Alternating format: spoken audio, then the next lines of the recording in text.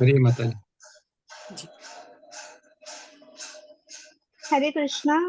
हमारा लेवल 4, हम ईशोपनिषद के श्लोक 9 से 16 का अध्ययन करने जा रहे हैं। हरे कृष्णा। हमारा ग्रुप है एच और हमारा प्रस्तुति प्रेजेंटेशन नंबर 21 है। हरे कृष्ण।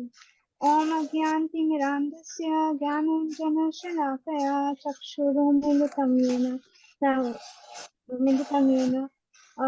ओम अज्ञानतिमिरान्धस्य ज्ञानाञ्जनशलाकया चक्षुरुन्मीलितं येन तस्मै श्रीगुरुवे नमः।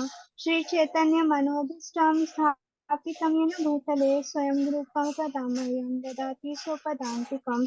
वन्देऽहं श्रीगुरु श्रीयुतपदकमलं श्रीगुरु वैष्णवांश श्रीरूपं सागरजातं सहगण रघुनाथान्वितं संजीवम् सावधूतं सावधूतं परिजनसहितं कृष्ण चैतन्य देवं श्री राधा कृष्ण पादान् सगण ललिता श्री विशाखावितांश। हे कृष्ण करुणा सिंधु दीनबंधु जगतपते गोपेश गोपिका कांत राधा कांत नमस्तुते। तप्त कांचन गौरांगी राधे ईश्वरी वृंदावन वृषभानुसुते देवी प्रणमामि हरिप्रिये। वांशाकल्पतरुभ्यश्च कृपा सिन्धुभ्येव च पतितानां पावनेभ्यो वैष्णवेभ्यो नमो नमः। जय श्री कृष्ण चैतन्य प्रभु नित्यानंद श्री अद्वैत गदाधर शिवासादि गौर भक्तवृंद। हरे कृष्ण कृष्ण कृष्ण हरे हरे, हरे राम राम हरे हरे। ओम नमो ओम नमो ओम विष्णुपदाय कृष्णपृष्ठाय भूतले श्रीमती भक्ति वेदांत स्वामी इति नामिने। नमस्ते सरस्वती देवे गौरवाणी प्रचारिणे निर्विशेष शून्यवादी पाश्चात्य देशतारिणे। तुलसी प्रणामम। विंदाय तुलसी देव्याय प्रियाय केशव सचा कृष्ण भक्ति प्रति देवी सत्यवते नमो नमः। हरे कृष्णा। अब हम अपने प्रस्तुति की ओर बढ़ते हैं। अनुपम माता जी से निवेदन करेंगे कि मंत्र 15 और 16 में सर्वोच्च ब्रह्म परमात्मा या भगवान के 3 रूपों में से किस पे बल दिया गया है, बताएं। हरे कृष्ण। हरे कृष्णा प्रभु जी, हरे कृष्णा सभी को, Hare Krishna to all the devotees and Damodar month की सभी को शुभकामनाएं। जैसे कि मेरे प्रश्न में पूछा गया है कि कौन सर्वोच्च है, तो मैं उसका उत्तर यह देना चाहती हूँ कि जैसे भाप, बर्फ, पानी तीनों में अंतर नहीं, वैसे ही ब्रह्म, भगवान और परमात्मा में अंतर नहीं पता चलता, लेकिन फिर भी फर्क है। ब्रह्म ब्रह्म के रूप में गुण आदि कुछ नहीं है, एक ही शक्ति है। अपना अस्तित्व बचाने के लिए कोई क्रिया नहीं करते। ब्रह्म जो आरंभ करता व्यक्ति के लिए सहजज्ञ है और परमात्मा स्वरूप उनके द्वारा अनुभव गम्य होता है, जिन्होंने और आगे प्रगति कर ली है। भगवान साक्षात्कार तो परम सत्य की चरम अनुभूति है। वैसे तो जिस मनुष्य को परम सत्य की शक्तियों की जानकारी नहीं होती, उसे निराकार ब्रह्म की अनुभूति होती है, और भौतिक अनुभूतियां जब होती हैं तब तो भगवान की शक्ति पता चलती है, किंतु उनकी आध्यात्मिक शक्ति की का ज्ञान नहीं रहता और अल्प ज्ञान रहता है, तो परमात्मा का साक्षात्कार होता है। अर्थात भगवान शब्द का प्रयोग वासुदेव के लिए किया जाता है। मूल वासुदेव भगवान है और ब्रह्म परमात्मा उनकी शाखाएं हैं। एग्जाम्पल के तौर पे मैं बताना चाहूंगी, जैसे एक राष्ट्र में राष्ट्रपति होते हैं और उनका कार्य देखने के लिए उनके अनुयायी होते हैं, उसी तरह विष्णु जी भगवान हैं और ब्रह्म और परमात्मा उनके अनुयायी हैं। भगवान पालन करता है, लेकिन विशेष रूप से भक्तों का विशेष ध्यान रखते हैं। विद्वान कहते हैं भगवान शब्द के प्रथम अक्षर भ का अर्थ है पहला, जो पूरी तरह भरण करता है, तथा दूसरा अभिभावक। ग का अर्थ है पद प्रदर्शक या सृष्टा। वान का अर्थ है उनमें सभी जीव निवास करते हैं और सभी में परमात्मा नियंता है और आत्मा नियंत्रित है।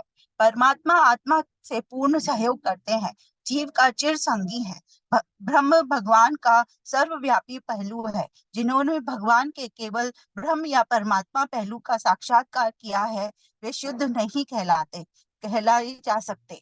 शुद्ध भक्तों को स्वयं भगवान आवश्यक ज्ञान प्रदान करते, उनकी सहायता करते हैं। भगवान उन्हीं पर कृपा करते हैं जो उनके शुद्धता को जानते हैं। तो हम इसका पूरा तात्पर्य यह निकालेंगे, सर्वोच्च भगवान है और कोई नहीं। हरे कृष्णा। अब मैं भूपेंद्र प्रभु जी को आमंत्रित करती हूँ अपने प्रश्न का उत्तर दें। हिरण्मय पात्रेण शब्द हिंदी में अर्थ दें। हरे कृष्णा प्रभु जी। हरे कृष्णा प्रभु जी, दंडवत प्रणाम। हरे कृष्णा सभी डिवोटीज को। हिरणमेन का अर्थ है स्वर्णिम तेज वाले तथा पात्रेण का अर्थ है दीप्त आवरण। इन दोनों शब्दों का प्रयोग भगवान के मुख पर स्वर्णिम प्रकाश के लिए हुआ है, जिससे ब्रह्म ज्योति कहते हैं। भगवत गीता के 14वें अध्याय के 27वें श्लोक में अपने साकार स्वरूप के देप्यमान तेज का वर्णन भगवान इस प्रकार करते हैं। ब्राह्मणों ही प्रतिष्ठाय अमृतस्ताय अव्ययस्य शाश्वतस्य च धर्मस्य सुखस्य कांतिकस्य। मैं ही अर्थात मैं ही उस निराकार ब्रह्म का आधार हूँ जो अमर, अविनाशी तथा शाश्वत है और जो परम सुख का स्वाभाविक पद है। श्री ईशोपनिषद के 15वें मंत्र में हिरण्यमेन का या भगवान के दीप्यमान आवरण को हटाने के लिए प्रार्थना करते हुए इसी ओर संकेत करते हैं। जब तक यह आवरण हटा नहीं दिया जाता कि मनुष्य भगवान के असली कमल मुख का दर्शन कर सके, तब तक वह परम सत्य का साक्षात्कार नहीं कर सकता। हरे कृष्णा। अब मैं डिम्पल माता जी से अनुरोध करूंगा कि वो आए अपने प्रश्न का उत्तर दें। उनका प्रश्न है, मंत्र 15 में मुखम शब्द का अर्थ क्या है, इसे बताएं। हरे कृष्णा माता जी। हरे कृष्ण प्रभु जी। हरे कृष्ण सभी को। मेरी आवाज आ रही है? हरे कृष्णा। हाँ माता जी, हरे कृष्ण माता जी। जी आ रही है माता जी, आ रही है। जैसे कि मुखम शब्द से अभिप्राय, हे भगवान, हे समझ जीवों के पालन करता, आपका असली मुखमंडल तो आपकी चमचमाते तेज से ढका हुआ है। कृपया करके इस आवरण को हटा लीजिए और अपने शुद्ध भक्तों को अपना दर्शन दीजिए। अब मुखम शब्द से अभिप्राय है, शुद्ध भक्त भगवान के ज्योति की चकाचौंध मात्र से ही मोहित हो जाते हैं और वह जिससे भगवान के असली कमल मुख का दर्शन कर सके। भगवान अपने मुखम को तेज हटाकर जिससे अनेक वास्तविक मुखम का दर्शन किया जा सके। मुखम शब्द भगवान में प्रकाश के जैसे सूर्य, चंद्र, अग्नि और विद्युत के समान है, जो इस भौतिक जगत में प्रकाश हमें देखने को मिलता है, तो भगवान की मुखम से उज्जीवित है। जो भगवान का मुखम है वो बहुत तेज है, उसमें अगर हम मोहित हो जाते हैं तो, लेकिन इस भौतिक जगत में रहकर हम भौतिक गतिविधियों के कारण उनका तेज वो अनुभव नहीं कर पाते। इसके लिए हमें भक्ति में लीन हो जाना पड़ता है, जिससे भगवान का तेज हमें दिखाई दे। इस संसार के तीनों लोकों में ऐसा कोई पाप नहीं जो भगवान कृष्ण को कार्तिक मास के दीप अर्पण करने से नष्ट ना हो। हरे कृष्ण सभी को। हरे कृष्ण प्रभु जी। अब मैं अनुरोध करूंगी कि परवीन माता प्रभु जी आए और बताए मंत्र 12 से देवताओं पूजा और अवयवों के बारे में बयानों पर चर्चा की गई, तो भी प्रभु आज की मनोदशा को मिशन को देख सकते। धन्यवाद माता जी। हरे कृष्णा। हरे कृष्णा सभी को। हरे कृष्णा प्रभु जी।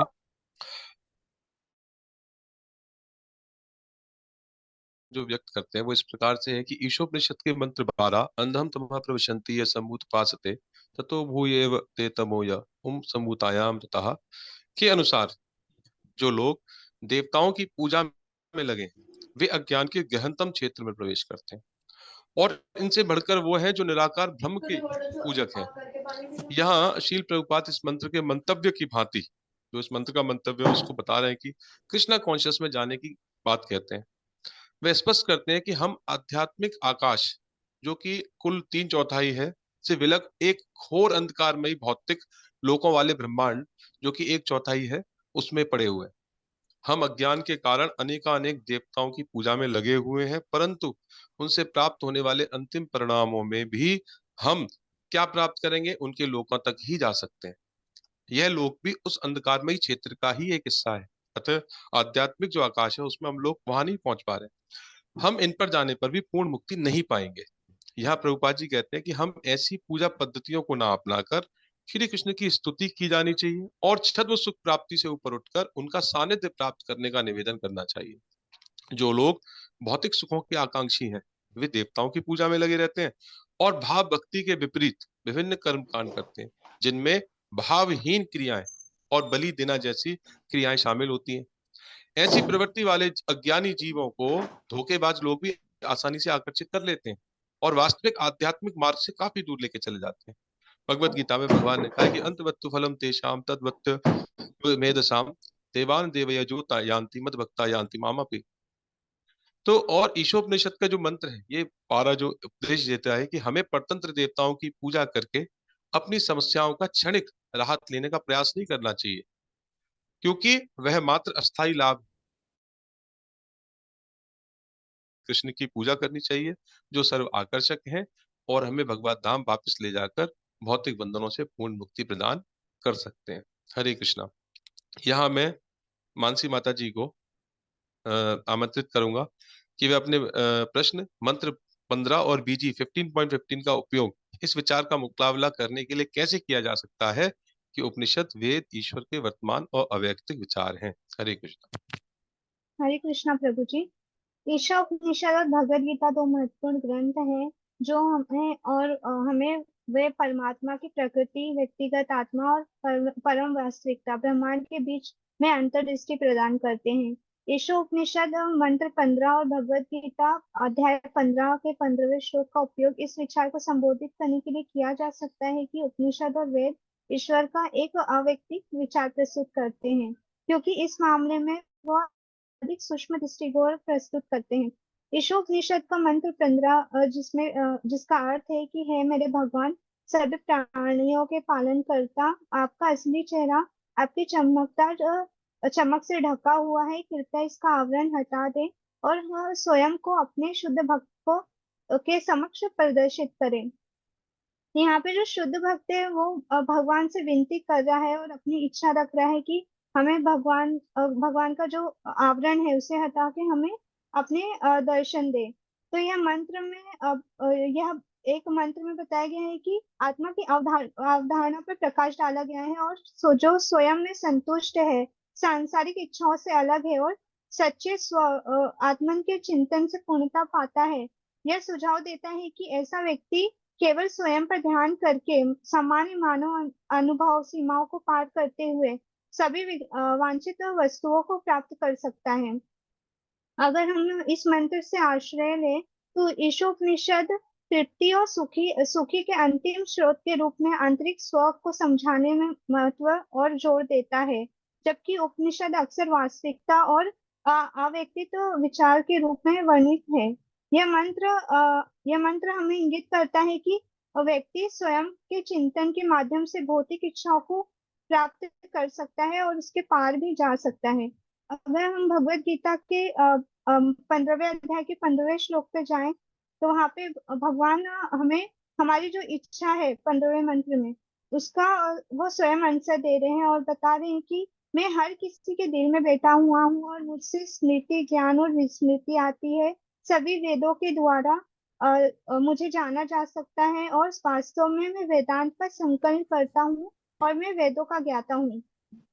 तो ये श्लोक में भगवान कृष्ण जो परमात्मा का प्रतिनिधित्व करते हैं और वो अपनी सर्वव्यापक और वेदों और वेदांत से उसके संबंध की व्याख्या करते हुए उनका दावा करते हैं कि वो ज्ञान और स्रोत और वेदों के माध्यम से वो उन्हें प्राप्त किया जा सकता है और वही अंतिम वास्तविकता है। अगर हम भगवत गीता के 15वें अध्याय के 15 श्लोक से आश्रय लें तो यहाँ पे बताया गया है कि जैसे कि भगवत गीता महाभारत का एक हिस्सा है, तो भगवान कृष्ण के माध्यम से परमात्मा को एक व्यक्तिगत पहलू का परिचय देता है और भगवान कृष्ण का दावा है कि वो सभी वैदिक ज्ञान का सार है। तो यहाँ पे भगवान की एक व्यक्तिगत आयाम पर जोर दिया गया है। अगर हम ये दोनों विचार का मुकाबला करें तो उपनिषद और वेद परमात्मा का एक बहुमुखी दृष्टिकोण प्रस्तुत करते हैं, जिसमें उपनिषद जो है वो हमें भौतिक इच्छाओं की पूर्ति में भी व्यक्ति स्वयं के चिंतन के माध्यम से स्वयं के चिंतन के माध्यम से व्यक्तिगत और व्यक्तिगत दोनों के बीच में जो खाई है उसको पार करके पूर्णता पा सकता है। भगवत गीता जो परमात्मा के व्यक्तिगत पहलू का परिचय देता है और स्थापित करता है कि ये ज्ञान और ज्ञान का अंतिम स्रोत और व्यक्तिगत इकाई भगवान कृष्ण है। अगर हम दोनों का संक्षेप में वर्णन करें तो ये दोनों मंत्र दर्शाते हैं कि उपनिषद और वेद परमात्मा के व्यक्तिगत और व्यक्तिगत दोनों पहलुओं को शामिल करती है, जो कि मनुष्य को अनुमति देती है, मार्ग चुनने का अनुमति देती है कि वो आध्यात्मिक यात्रा में वो दोनों पथ पे जा सकते हैं, व्यक्तिगत और व्यक्तिगत। हरे कृष्णा।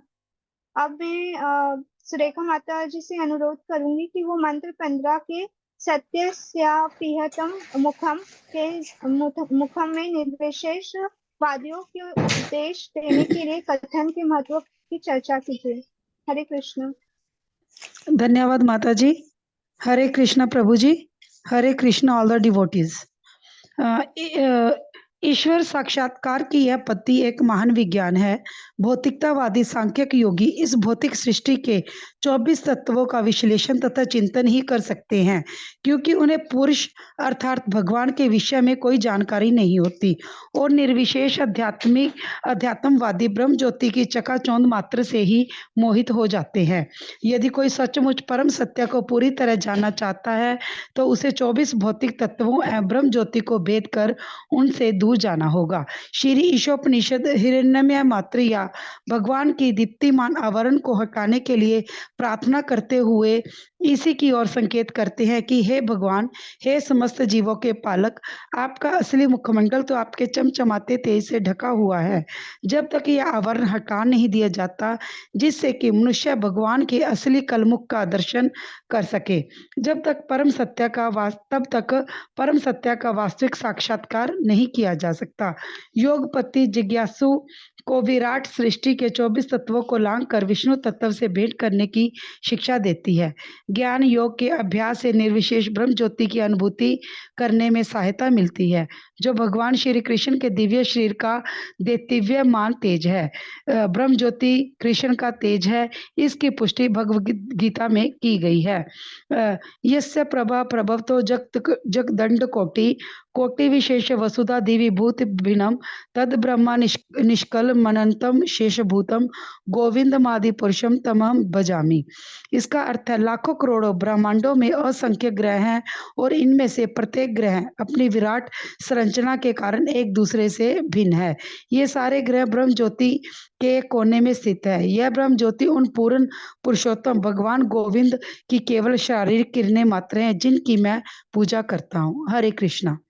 अब मैं प्रवीण प्रभु जी से अनुरोध करूंगी कि वो आए और अपने प्रश्न का उत्तर दें। पाठ 9 से 11 और 12 से 14 में किन दो अवधारणाओं को छोड़कर अद्भुत समरूपता है? धन्यवाद माता जी। हरे कृष्णा प्रभु जी।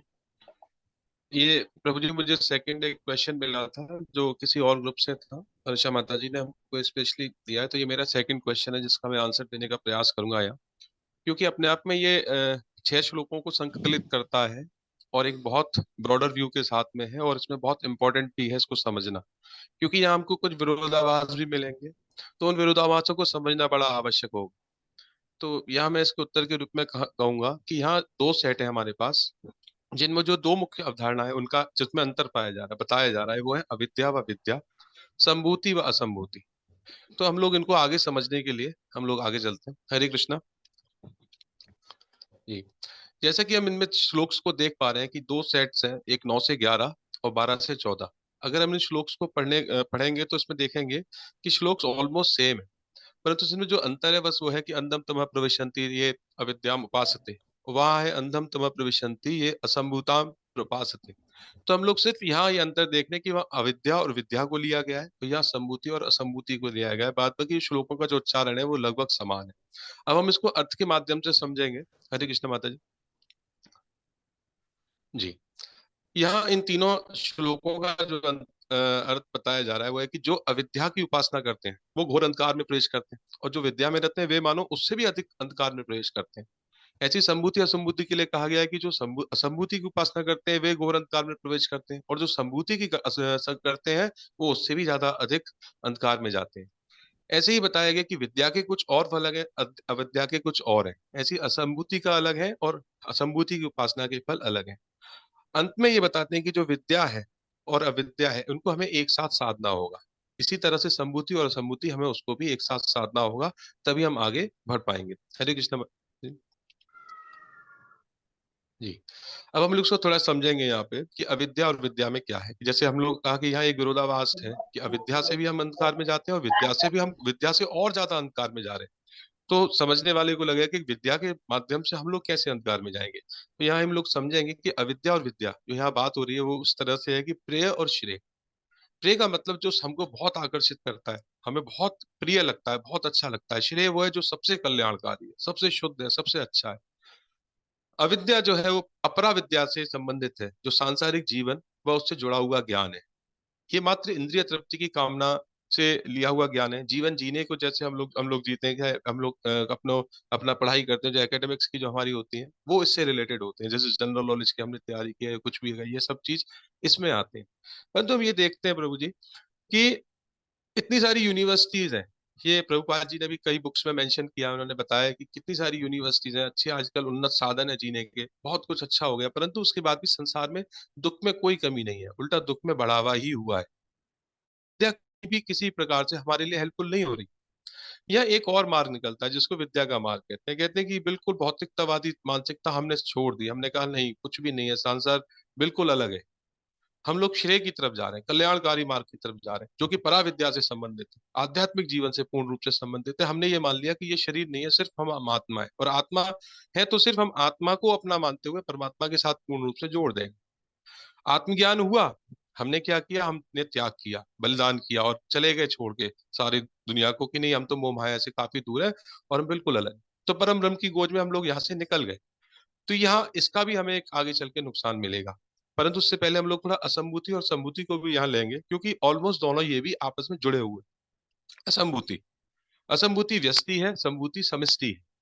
असंभूति एक है जहाँ इंडिविजुअलिज्म, मैं ये मानता हूँ कि सिर्फ मैं हूँ, मुझे अपनी सोच रखनी है, मुझे अपनी तरक्की करनी है, अपनी उन्नति करनी है, सारी प्रगति जो होगी वो मेरे माध्यम से होगी, मेरे को अपने लिए करनी है, मुझे कोई समाज से कोई अर्थ नहीं। जबकि संभूति पूरा एक सोशलिज्म कंसेप्ट है, वो ये कहता है कि समाज इंपॉर्टेंट है, इंडिविजुअलिटी कोई किसी के लिए इंपॉर्टेंट नहीं होती, तो वो पूरी तरह से समाज में जुड़ जाता है। परंतु यहाँ एक अंतर आता है कि जो इंडिविजुअल अप्रोच रखते हैं, यहाँ वही अविद्या वाला है कि वो इंद्रिय तृप्ति की कामना के लिए है। वो इंद्रिय तृप्ति को बहुत ज्यादा अपना परम ध्येय मानते हैं। जबकि संभूति में हमने देखा होगा कि जो लोग समाज से जुड़े होते हैं, समाज सेवा में जाते हैं, कई बार वो सिर्फ इसलिए करते हैं क्योंकि उनको अपनी ईगो सेटिस्फाई करनी है, उनको समाज में जाके अपने आप को प्रस्तुत करना है, अपने आप को दिखाना है कि हाँ हम लोग, क्योंकि उनकी जो बेसिक नीड्स है वो पूरी हो चुकी हैं। हमने मैनेजमेंट में भी पढ़ते हैं कि एक मैस्लो की एक थ्योरी हुआ करती थी, मोटी थ्योरी ऑफ नीड्स की। वहां बताते हैं कि सबसे पहली थ्योरी होती है वो बेसिक नीड्स की होती है। जब एक बार वो पूरी हो जाती है तो फिर हम लोग सोसाइटी की नीड्स की तरफ जाते हैं, जहां अपने आप को दिखावा करेंगे कि हम दिखाएंगे कि नहीं हमारे पास, तो ये सिर्फ इसलिए कि हमको अपनी ईगो को सेटिस्फाई करना है। वो एक समाज को अपने साथ जोड़ लेते हैं, अपने अट्रैक्शन में लोगों को बांध देते हैं। अब यहाँ क्या एक दिक्कत आती है कि जो इंडिविजुअल लोग हैं वो सिर्फ अपने आप को हानि पहुंचाएंगे। वो ठीक है, एक अंधकार के एक क्षेत्र में चले गए, बिल्कुल ठीक है, पर उन्होंने क्या सिर्फ अपने को हानि पहुंचाई या अपने से जुड़े 2 या 4 लोगों को हानि पहुंचाई।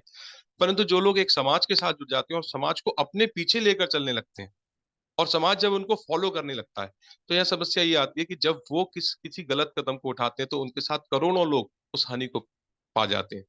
जैसा कि पॉलिटिक्स, रिलीजन, नेशनलिज्म, इसमें लोग बहुत इंटरेस्ट लेते हैं और अपने आप को जाके जोड़ लेते हैं और अपने पीछे काफी एक समूह को अपने साथ रखते हैं। हम लोग एग्जाम्पल लेंगे हिटलर का। हिटलर ने पूरे समाज को अपने साथ जोड़ लिया, परंतु अंत में क्या हुआ, उसने काफी लाखों करोड़ों का नुकसान किया। तो इस प्रकार से हम ये देखते हैं कि ये सारी चीजें जितनी भी हैं वो हमको एक गहनतम अंधकार के क्षेत्र में ले जाती हैं। जब विद्या है, अविद्या है, संभूति है, संभूति है, ये सब कुछ मिला के हमको कहीं ना कहीं एक हमें गहन एक अंधकार के क्षेत्र में ही लेकर जा रही है। यहाँ ये भी होता है कि हम लोगों ने जैसे इसमें हम लोग बात करते हैं विद्या वाले पार्ट में कि जहाँ आत्मज्ञान हुआ, हमने बलिदान और त्याग की भावना से संसार को त्याग दिया। परंतु होता यह है कि एक समय के बाद में उनकी जो शारीरिक इच्छा है या इंद्रिय तृप्ति की कामना वो दोबारा से जागने लगती हैं, और जागने पर होता ये है कि उनकी मन की इच्छाओं को दबा ना पाने के कारण फिर वो उस कार्य को करते तो हैं, और किस प्रकार करते हैं, उसको चोरी चोरी छुप छुप के करते हैं। यहाँ उनसे और बड़ा पाप हो जाता है। जहां वो चले थे एक कल्याणकारी मार्ग पे अपने आप को मुक्त कराने के लिए, परंतु हुआ ये कि वो और ज्यादा गहरे अंधकार में जाके गिर गए, उनसे और बड़ा पाप हो गया। हरे कृष्ण माता जी, आगे। हरे कृष्णा जी। अब हम हरे इसका जो कृष्ण सभी निष्कर्ष है, को। जी जी, हरे कृष्णा जी, निष्कर्ष इसका हम लोग यहाँ निकालते हैं कि सभी का फल अलग है। असंभूति अविद्या सबका हम सेपरेट देखेंगे तो सबका फल अलग है। प्रकृति से हम लोग जुड़ेंगे, उसका फल अलग है। परमात्मा से जुड़ने का भी फल अलग है। परंतु यहाँ हम लोग देखते हैं कि शारीरिक जरूरतों के लिए धर्म पालन ना करना भी ठीक नहीं है, और धर्म पालन के लिए शरीर की अवहेलना करना ये भी ठीक नहीं है। हमने अभी देखा कि लैंडर और रोवर के माध्यम से हमने चंद्रयान 3 अभी जो हमने वहां इसमें भेजा था, तो उसमें ये देखा कि लैंडर और रोवर दोनों ठीक होने चाहिए, तभी हम लोग उस कार्य में सफल हुए।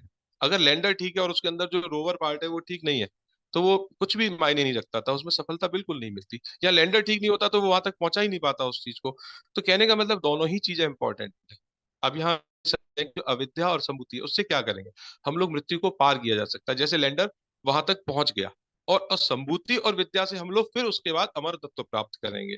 तो ये हमें इंपॉर्टेंट है कि हमको इन दोनों को साधना होगा। ईशोपनिषद में भी हम लोग 10th चैप्टर में जो 10th श्लोक है उसके अंदर देखते हैं, तो वहां भगवत गीता का एक उदाहरण लिया गया है।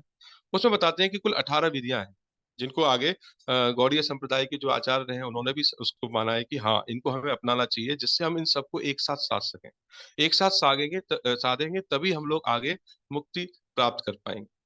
तो यहाँ हम लोग एक कंसेप्ट पे जाते हैं जो भगवत गीता में भगवान कृष्ण भी कहते हैं, और जिसका हम लोग लगाते हैं, जैसे कहते हैं कर्म योग, ज्ञान योग, और उसके बीच में रखा है भक्ति योग। भक्ति योग सिर्फ इसीलिए कि कर्म योग और ज्ञान योग के बाद में अंतिम में वो भक्ति योग में आएगा ही आए। तो ये युक्त वैराग्य एक वर्ड है जो बहुत काफी हम लोगों ने यहाँ इस्कॉन से भी सीखा है, हम लोग आज अपने अपने आचार्यों से भी सीखते हैं कि युक्त वैराग्य क्या है, कि हम यहाँ वैराग्य की तरह भी रहेंगे और युक्त भी रहेंगे। हम चीजों से जुड़े भी हुए हैं और वैरागी भी हैं। और ये कैसे संभव है? ये तभी संभव है जब हम आवश्यकता से अधिक चीजों के लिए नहीं भागेंगे। हमारी आवश्यकता जितनी है उतने तक हम लोग प्रयास करें, उसके ऊपर हम लोग ना जाए। प्रभुपाद जी ने भी बताया कि अधिक श्रम करने की आवश्यकता नहीं है। हम सांसारिक चीजों को अपने पास इकट्ठा करके लेके आने प्रयास करेंगे, परंतु एक दिन वो सब यहाँ छूट जाएंगी। तो हमें अधिक श्रम करने की आवश्यकता नहीं है। हमें श्रम सिर्फ इतना करना है जितने हमारे साथ जीवन पालन हो जाए। उसके बाद में हमें एक वैराग्य की भावना को अपने अंदर रखते हुए सिर्फ प्रभु का स्मरण करना है, और हमें यहाँ से मुक्ति प्राप्त करनी है। हरे कृष्ण प्रभु जी, मुझे सिर्फ इसका जो कंसेप्ट था यही समझ में आया। इसके बाद आपसे मैं इसमें चाहूंगा कि जो भी है निष्कर्ष के तौर पे मैं कितना सफल हुआ है मुझे नहीं पता, क्योंकि ये एंड मोमेंट मुझे मिला था। तो प्रभु जी, अगर कोई त्रुटि हो तो मैं बिल्कुल माफी चाहूंगा, और जहां भी इसमें लगता है आप मुझे प्लीज करेक्ट करें। हरे कृष्णा। इसके बाद मैं डिम्पल माता जी को आगे की प्रस्तुति बढ़ाने के लिए आमंत्रित करता हूँ। हरे कृष्णा माता। हरे कृष्ण। हरे कृष्ण प्रभु जी। हरे कृष्ण सभी को। जैसे कि शास्त्रों में बताया गया है, सभी मास से श्रेष्ठ कार्तिक मास है। कार्तिक मास में वेददान, यज्ञ और अनुष्ठान परम फल देने वाले माने गए हैं। इस माह में हमें कुछ नियमों का दृढ़ता से वर्णन करना चाहिए, जैसे कि प्रातःकाल ब्रह्म मुहूर्त में स्नान करना, नित्य भगवान को दीपदान करना और तुलसी जी की सेवा करना, ग्रंथ स्वाध्याय, अधिक से अधिक हरि नाम का जाप करना और एक ही समय भोजन करना। सबसे महत्वपूर्ण, नित्य श्री दामोदराष्टम का पाठ करना। कार्तिक मास को दामोदर मास भी कहा जाता है, क्योंकि इस मास में भगवान ने अपनी सुंदर बाल लीलाओं दामोदर लीलाएं की, जिसके दर्शन हम सब करेंगे। मैं भूपेंद्र अब प्रभु जी से कृपया आए और दामोदर अष्टम का गीत आरंभ कीजिए। हरे कृष्णा। हरे कृष्ण। नमामेश्वरं सच्चिदानन्दरूपं लसत्कुण्डलं गोकुले विराजमानं यशोदाभिमुखलादावमानं परामृष्टमत्यन्तधृत्य गोप्या रुदन्तं मुहुर्नेत्रं युगं व्रजन्तं कराम्भोजयुग्मेन सातङ्कनेत्रं मुहुर्श्वासकम्पत्रिरेखाकण्ठा चित्तग्रेव दामोदरं भक्तिवर्धम्। इति दृग्स्वलीलाभिरानन्द कुण्डे स्वघोषं निमज्जन्तमाख्यापयन्तम्। तदीयेषु तज्ञेषु भक्तैर्तचित्वं पुनस्प्रेम तस्तं शतावृत्ति वन्दे। वरं देवमोक्षं न मोक्षवदिं वा न चान्यं वृणेऽहं वरेशाल्पिह इदं ते वपुर्नाथ गोपालबालं सदा मे मनस्य अविरास्तं किमन्य। इदं ते मुखं भोजम् अत्यन्तनीले विरन्कुन्तले स्निग्धरक्तेश गोप्या अमुचुम्बितं बिम्बरक्तं मे मनश्च विरक्तामलं लक्ष्यलाभे। नमो देव दामोदरानन्द विष्णु प्रसिद्ध प्रभो दुःखदलाभिमग्नम् कृपादृष्टिरिष्टाति दीनं बसानो स्नेहानेषु मामस्यं रक्षितुष्य। विरात्मजो बध्यभूतेव यद्वत्त्वया मोचितो भक्तिभाजो कृतो च तथा प्रेम भक्तिं स्वकाम्ये प्रयच्छ न मोक्षे ग्रहे मेस्ति दामोदरेह नमस्तेस्तु धाम्ने स्फुरदीप्तिधाम्ने त्वदीयोदरायत विश्वस्य धाम्ने नमो राधिकायै त्वदीय प्रियाय नमो अनन्तलीलाय देवाय तुभ्यं हरे कृष्ण कृष्ण कृष्ण कृष्ण कृष्ण हरे कृष्ण हरे हरे हरे राम हरे हरे राम राम हरे राम राम राम राम राम हरे हरे हरे हरे कृष्ण हरे कृष्ण कृष्ण कृष्ण कृष्ण कृष्ण हरे कृष्ण हरे हरे राम हरे राम राम राम राम राम राम हरे हरे हरे हरे हरे कृष्ण हरे हरे। कृष्ण। हरे कृष्णा हरे वाञ्छाकल्पतरुभ्यश्च कृपा सिन्धुभ्य एव च पतितानां कीर्तनां पावनेभ्यो पावनेभ्यो नमो नमः। हरे कृष्णा प्रभु जी, हरे कृष्णा सभी को। श्री कृष्णार्पणमस्तु, सर्वम कृष्णार्पणमस्तु। प्रभु जी, आपकी आज्ञा से हम ये प्रेजेंटेशन को समाप्ति करते हैं। हमारा प्रेजेंटेशन नंबर 21 है, ईशोपनिषद ग्रुप एच है। हमारे प्रस्तुति करता है मैं, नुपुर माता जी, भूपेंद्र प्रभु जी, डिम्पल माता जी, प्रवीण प्रभु जी, मानसी माता जी, सुरेखा माता जी, और हमारी पीपीटी डिजाइनर है मानसी माता जी, और मैं उनकी ग्रुप लीडर नुपुर माता जी। धन्यवाद प्रभु जी, बहुत सी त्रुटियां हुई हैं, क्षमा कीजिए और आगे मार्गदर्शन कीजिए। हरे कृष्णा प्रभु जी। अनुपुर माता जी, बहुत अच्छी प्रेजेंटेशन थी आपने। जो अपना दामोदर अष्टकम जो किया लास्ट में, तो हम कब करते हैं, जो हमारी जो इंटेलेक्चुअल इंटेलिजेंस है वो भगवान में लगती है। हम जैसा जुड़ते हैं वैसा ही हमें याद आता है। जैसे हम किचन में जाते हैं तो हमें आसपास केवल मटेरियल वो दिखाई देते हैं जिससे कि हमारा प्रसादम बनता है। तो हमारा बच्चा अगर दिखाई देता है तो हमें क्या याद आता है, उसको प्रेम करने का। तो ऐसे ही अगर सेवा भाव आता है तो हम भगवान की सेवा भाव करने के लिए कुछ ना कुछ ऐसा करते हैं जो कि वो ही हमें देता है कि किस समय हमें क्या करना है। हम सोचते हैं कि हम कर रहे हैं, हम लोग नहीं करते हैं। तो ऐसा ही पहले भी मैंने बताया हुआ कि अ, गुरु महाराज जो अपने आचार्य हैं वो वृंदावन गए हुए थे, तो काफी डिवोटीज बैठे हुए थे। तो उन्होंने आगे पूछा कि आप कितनी जपा करते हैं, कितनी माला करते हैं। कोई बोला 10, कोई बोला 20, कोई बोला 16। तो एक बैठे हुए थे, उनसे भी पूछते कहते आप कितनी करते हैं। बोला कि हम कहाँ कर पाते हैं, हमारा क्या, हम तो केवल जो ठाकुर बोलता वो करते हैं, ठाकुर हमसे करवाता है, हम नहीं करते हैं। तो इसका क्या होता है कि हमसे जो भी करवाता, हम प्रेजेंटेशन इस समय दे रहे हैं, किस समय हम क्या कर रहे हैं, ये सब पहले से ही भगवान ने, किस गुरु से जुड़ना है, हमें आज क्या करना है, ये सब पहले से ही है। अब आता है कि प्रेजेंटेशन में कि हम बनाते, प्रेजेंटेशन बहुत अच्छी थी। प्रेजेंटेशन का बनाने का ये है कि एक ये, जैसे पहले हम श्रुति सुनते थे कि सुन के ही, हियरिंग करके ही हमें याद हो जाता था, फिर हम दूसरों को सुनाते हुए गुरु शिष्य परंपरा में। अब प्रेजेंटेशन का कॉन्सेप्ट क्यों आ गया, क्योंकि ये स्क्रिप्चर में लिख जाता है और प्रेजेंटेशन बन गई तो जो और डिवोटीज आएंगे वो आपकी मेहनत को देख सकते हैं कि कहाँ कहाँ से आपने सार लिया हुआ है, कहाँ कहाँ से रेफरेंस लिया हुआ है, बनाया हुआ है। तो ये हमारे एक कलयुग के लिए एक पढ़ने का तरीका है।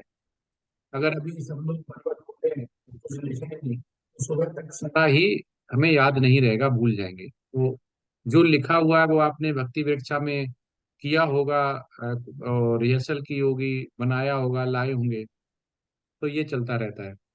तो ये सब आश्रय जो जैसे इसमें एक आया था, हिरण्मय है, एक शब्द आया था ना इसमें।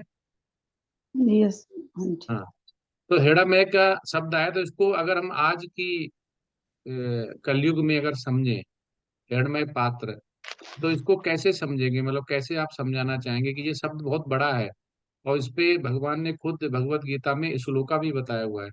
तो श्लोका के साथ आप, जैसे ही हमारा लेवल बढ़ता है, डिफिकल्टी लेवल बढ़ जाती है। अगर हम बात करें कि इस उपनिषद हम पढ़ रहे हैं, हमने ये शब्द बोला हृदय मा, ठीक है, हृदय अगर आया है, तो इससे भगवान ने भगवत गीता में इससे लिंक करता हुआ कौन सा श्लोका बोला है, और इसको हृदय मात्र को आज कलयुग में हम कैसे समझेंगे, इसका आप बताइए।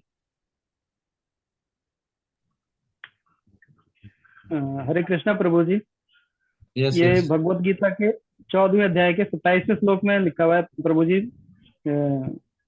भगवान ने वो उसमें बताते हैं कि मैं ही निराकार ब्रह्म का आधार हूँ, जो अमर और अविनाशी और शाश्वत है।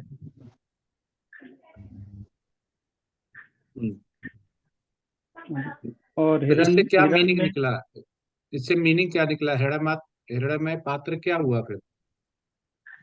हिरण में पात्र हुए फिर भगवान स्वयं, क्योंकि हिरण में इनका अर्थ है इसमें स्वर्णिम तेज वाले। तो भगवान का जो स्वर्णिम तेज है उसको निराकार ब्रह्म कहा गया है, जिसको कि निर्विशेषवादी लोग मानते हैं।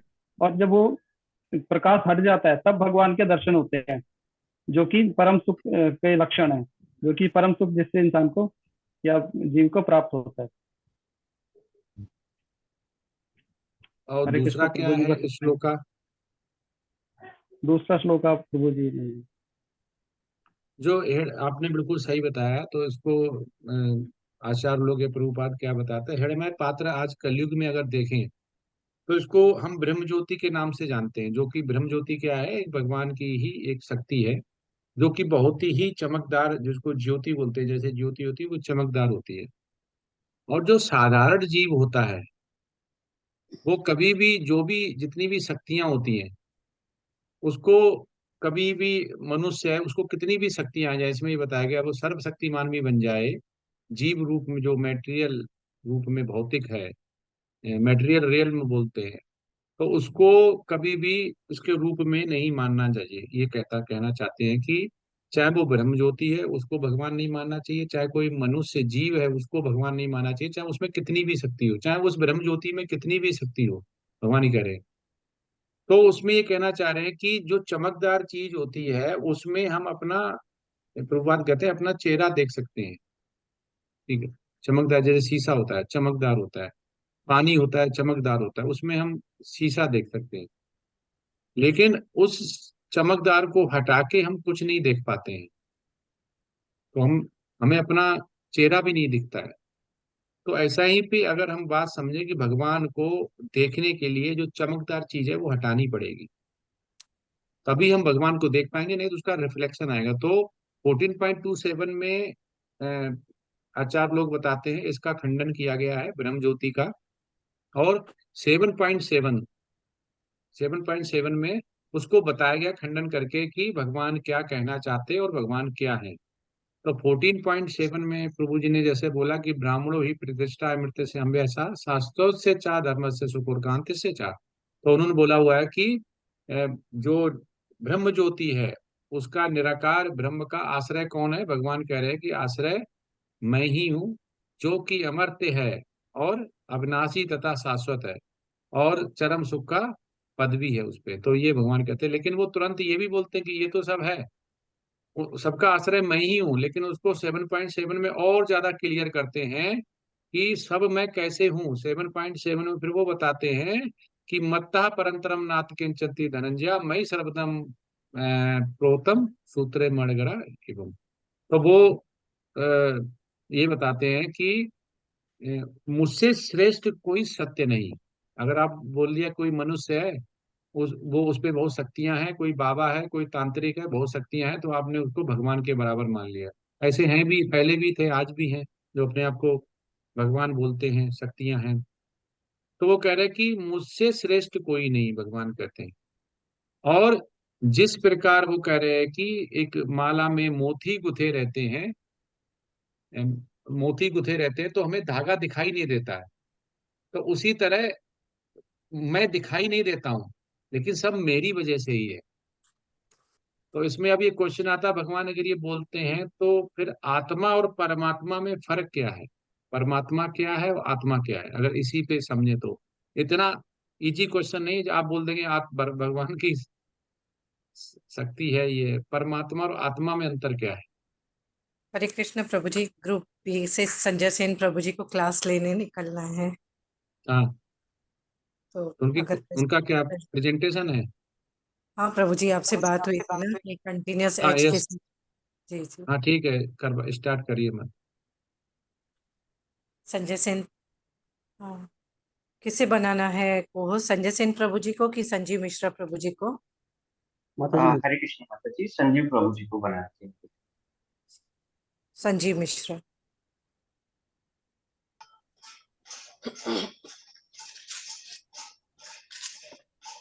संजीव प्रभु जी बना बना दिया। दी।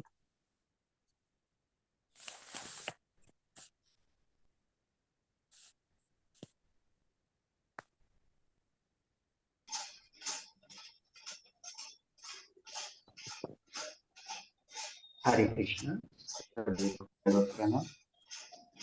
तो आज हमारा प्रेजेंटेशन 22वां प्रेजेंटेशन है। हम ग्रुप बी की तरफ से इस प्रेजेंटेशन को प्रस्तुत करने वाले हैं। प्रेजेंटेशन में जो भी भूल हो उनके लिए हम क्षमा प्रार्थी हैं। तो जिस तरह से हम सभी जानते हैं, कार्तिक महीना चल रहा है। इस कार्तिक महीने का ये हमारी पहली क्लास है। तो हम क्लास को शुरू करें इससे पहले भगवान श्री कृष्ण के चरणों में वंदन करते हैं। ओम नमो भगवते वासुदेवाय। ओम नमो भगवते वासुदेवाय।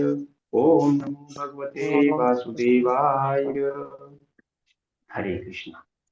तो जिस तरह से हम सब जानते हैं कि अभी हम इसी ग्रुप में दामोदराष्टकम और कार्तिक महीने के बारे में किस तरह से यहाँ पर बखान किया गया, किस तरह से यहाँ बताया गया कि भगवान श्री कृष्ण जब अपने बाल लीलाओं को जिस तरह से प्रकट करते हैं, उन सभी लीलाओं को प्रस्तुत करता ये जो दामोदराष्टकम है, इसके विषय में यहाँ पे बताया गया है। तो अभी हम सभी ने बहुत सुंदर तरीके से सुना और ग्रुप ने बहुत सुंदर तरीके से उसको समझाया। बहुत बहुत धन्यवाद आपका। तो उसमें अभी ज्यादा समझाने की और ज्यादा उसके बारे में बताने की ज्यादा आवश्यकता नहीं है। तो सीधे अभी हम चलते हैं हमारे ग्रुप के अगले प्रेजेंटेशन की तरफ। तो इसके लिए मैं प्रेजेंटेशन आगे बढ़ाएं, मैं संजीव मिश्रा प्रभु जी से अनुरोध करता हूं कि वो प्रेजेंटेशन को आगे लेके चलें। हरे कृष्णा प्रभु जी। हरे कृष्णा सभी को, हरे कृष्णा प्रभु जी, दंडवत प्रणाम, श्री प्रभुपाद जी की जय। तो हम शुरू करते हैं आज के अपने पहले सवाल से, जो कि वंदना माता जी से है कि कृपया वो आएं और हमें बताएं कि श्री ईशोपनिषद से जो कुछ छंद है उनका चयन करते हुए ये बताएं कि उनको क्या लगता है कि ईसाइयों, मुसलमानों और यहूदियों आदि को जो पसंद आएंगे, और ये समझाने की कृपा करें कि वो ऐसा क्यों होगा। वंदना माता जी। हरे कृष्णा प्रभु जी, सादर प्रणाम। सभी को मेरा सादर प्रणाम। श्रील प्रभुपाद जी की जय। श्री ईशोपनिषद के लगभग सभी छंदों में यह बताया गया है कि सर्वशक्तिमान परम सत्य ही सबके स्वामी हैं।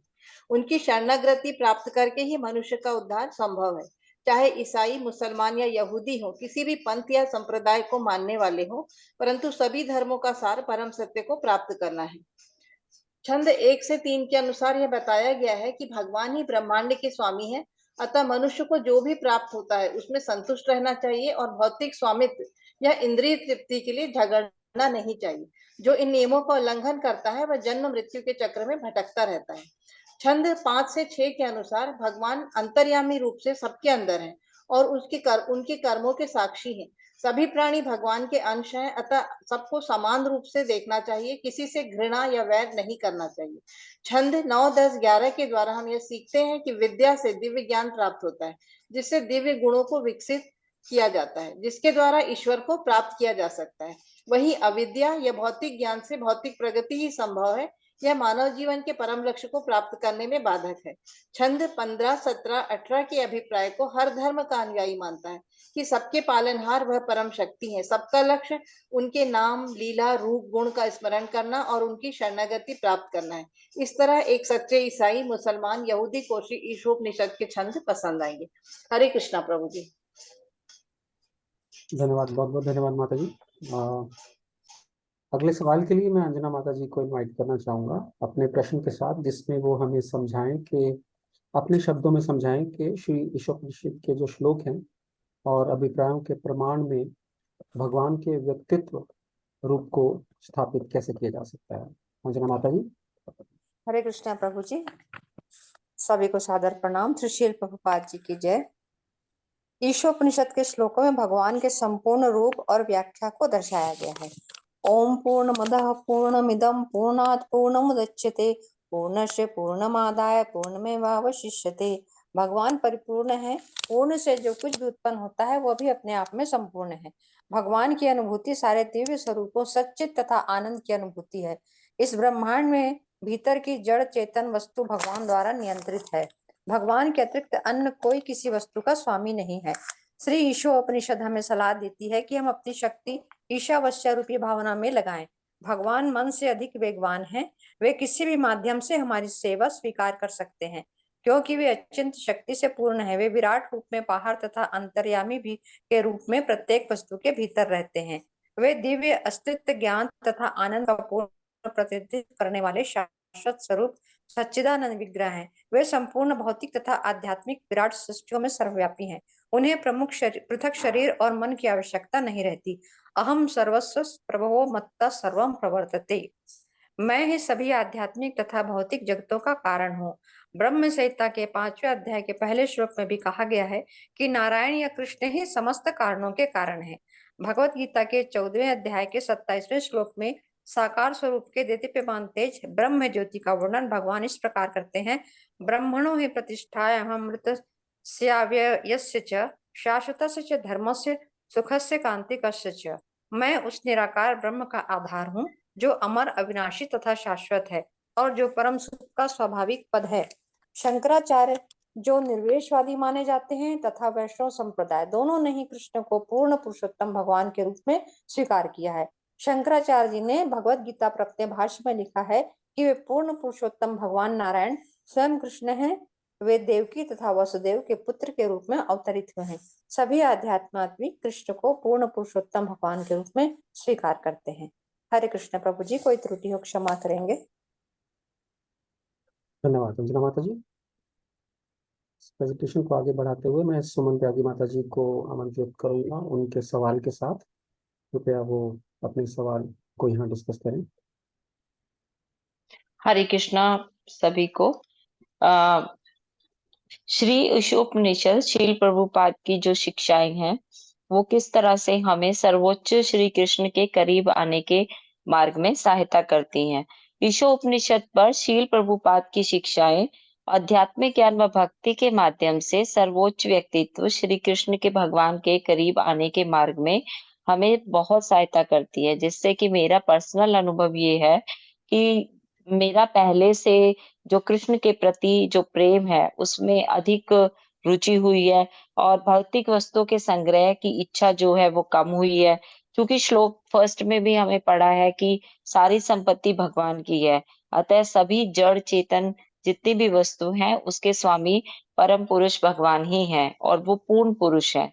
तो इससे क्या है कि पहले से अधिक मेरे स्वभाव में कृतज्ञता और विनम्रता धीरे धीरे आनी आरंभ हुई है, क्योंकि जो स्वामित्व जताने की भावना है वो भी हमें ईशोपनिषद पढ़ने से उसमें भी कुछ कमी आई है, क्योंकि ईशोपनिषद से जो ज्ञान है उसका हमें भगवान को जानने के विषय में जो वृद्धि हुई है उसे सिखाया है कि विद्या क्या है, अविद्या क्या है। जैसे कि इस पीपीटी में सभी ने बताया है कि भगवान के ज्ञान के बिना सभी अविद्या है और भगवान की जो अचिंत्य शक्तियों का ज्ञान है उसको जानकर हमें हर कृष्ण के पहले से अधिक हम करीब आए हैं और स्वरण कीर्तन भगवान की सेवा में रुचि उत्पन्न हुई है।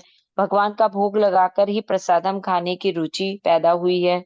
और जैसे कि 14वें और 15वें श्लोक में भी बताया है कि भगवान ही पालन करता है, तो उनको हमें ज्ञान कर्म योग से पाना बहुत कठिन है। केवल अनन्य भक्ति के द्वारा ही उनको पाया जा सकता है। इससे हमें ये भी पता लगा है कि देवताओं जो द्वारा जो प्राप्त लाभ है वो क्षणिक है और अस्थायी है।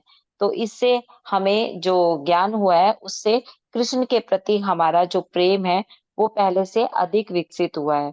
इससे ईशोपनिषद से हमें पता लगा कि उनका साकार रूप है परम धाम गोलोक है, जो कि श्लोका 13 में भी बताया गया है कि अगर गंतव्य तक हमें पहुंचना है तो वहां का ही हमें टिकट लेना आवश्यक है, जिसके लिए हमें प्रामाणिक गुरु की आवश्यकता होगी। तो अतः गुरु के माध्यम से ही हमें भक्ति के पथ पर प्रगति हम कर सकते हैं, यह हमारी समझ में आया, जिससे कि हमें गुरु शास्त्र और भक्तों के संग की जो महत्वता है वो समझ में आई। और हम कृतज्ञ हैं, आभारी हैं शील प्रभुपाद जी के, जिनके कारण नामदास प्रभु जी के और सुधाकर प्रभु जी के, जिनके कारण और माध्यम से हम इस अलौकिक दिव्य ज्ञान की समझ अपनी इस अल्प और सीमित बुद्धि से करने का प्रयास कर रहे हैं। तो सभी भक्तों को मेरा धन्यवाद, क्योंकि हमारी ये लास्ट प्रेजेंटेशन है। हर्षा माता जी का स्पेशल धन्यवाद, क्योंकि जब भी कोई समस्या आई है तो उन्होंने हमें तुरंत रिप्लाई किया और उसे दूर किया। और सुधाकर प्रभु जी का मार्गदर्शन हमें मिलता रहे। इसी के साथ सभी को मेरा धन्यवाद। हरे कृष्णा। कोई त्रुटि हुई हो तो प्रभु जी क्षमा करना। बहुत बहुत धन्यवाद सुमन माता जी, बहुत अच्छे से आपने अपने विचार रखे। और मैं उम्मीद करता हूँ कि ये सभी भक्तों पर कृपा रहे और जो भी आपने अपने इस सवाल में अपने अनुभव शेयर किए हैं वो अनुभव सभी के अपने हों और बहुत ज़्यादा हों अपने अपने लेवल पे। अगले सवाल की तरफ बढ़ते हैं सुधा माता जी के लिए। ईशावास्यम से आप क्या समझते हैं और आधुनिक समाज में इसकी आवश्यकता को कैसे समझा जा सकता है? माता जी कृपया इस प्रश्न पर कुछ रोशनी डालें। हरे कृष्णा प्रभु जी, सादर प्रणाम सभी को, सादर प्रणाम। शील प्रभुपाद जी की जय। क्योंकि सुधा माता जी नहीं है, वो मायापुर यात्रा में है, तो उनका प्रश्न का उत्तर मैं दे रही हूँ। ईशावास्य विदम अर्थात इस ब्रह्मांड के भीतर प्रत्येक जड़ अथवा चेतन सभी भगवान श्री कृष्ण द्वारा नियंत्रित है। मनुष्य को वही स्वीकार करना चाहिए जो उसके लिए नियत है। श्री ईशोपनिषद के वैदिक ज्ञान को ग्रहण कर भौतिक स्वामित्व के लिए झगड़ना नहीं चाहिए। वैदिक ज्ञान अमोघ है। वैदिक ज्ञान का पहला शब्द भगवान द्वारा उच्चारित हुआ है। भगवान द्वारा उच्चारित शब्द अपौरुषेय कहलाता है। यह ज्ञान हम गुरु शिष्य परंपरा द्वारा ही प्राप्त कर सकते हैं। भौतिक संसार में रहने वाले जीवों में 4 दोष होते हैं। पहला, वह निश्चित रूप से त्रुटि करता है। दूसरा, वह हमेशा मोहग्रस्त रहता है। तीसरा, उसमें धोखा देने की प्रवृत्ति पाई जाती है। और चौथा, उसकी इंद्रियां अपूर्ण होती हैं। इन अपूर्णता के कारण मनुष्य पूर्ण ज्ञान नहीं प्राप्त कर सकता। अतः हमें गुरु शिष्य परंपरा का अनुसरण करके आध्यात्मिक ज्ञान को प्राप्त करना है। हरे कृष्णा प्रभु जी। त्रुटि हो उसके लिए क्षमा प्रार्थी हूँ। धन्यवाद, बहुत बहुत धन्यवाद सुधा माता जी। अगले सवाल के लिए मैं ज्योति माता जी को आमंत्रण देना चाहूंगा, जिसमें वो हमें बताएं कि महाभागवत किसे कहते हैं और एक सामान्य भक्त और महाभागवत की क्या अंतर।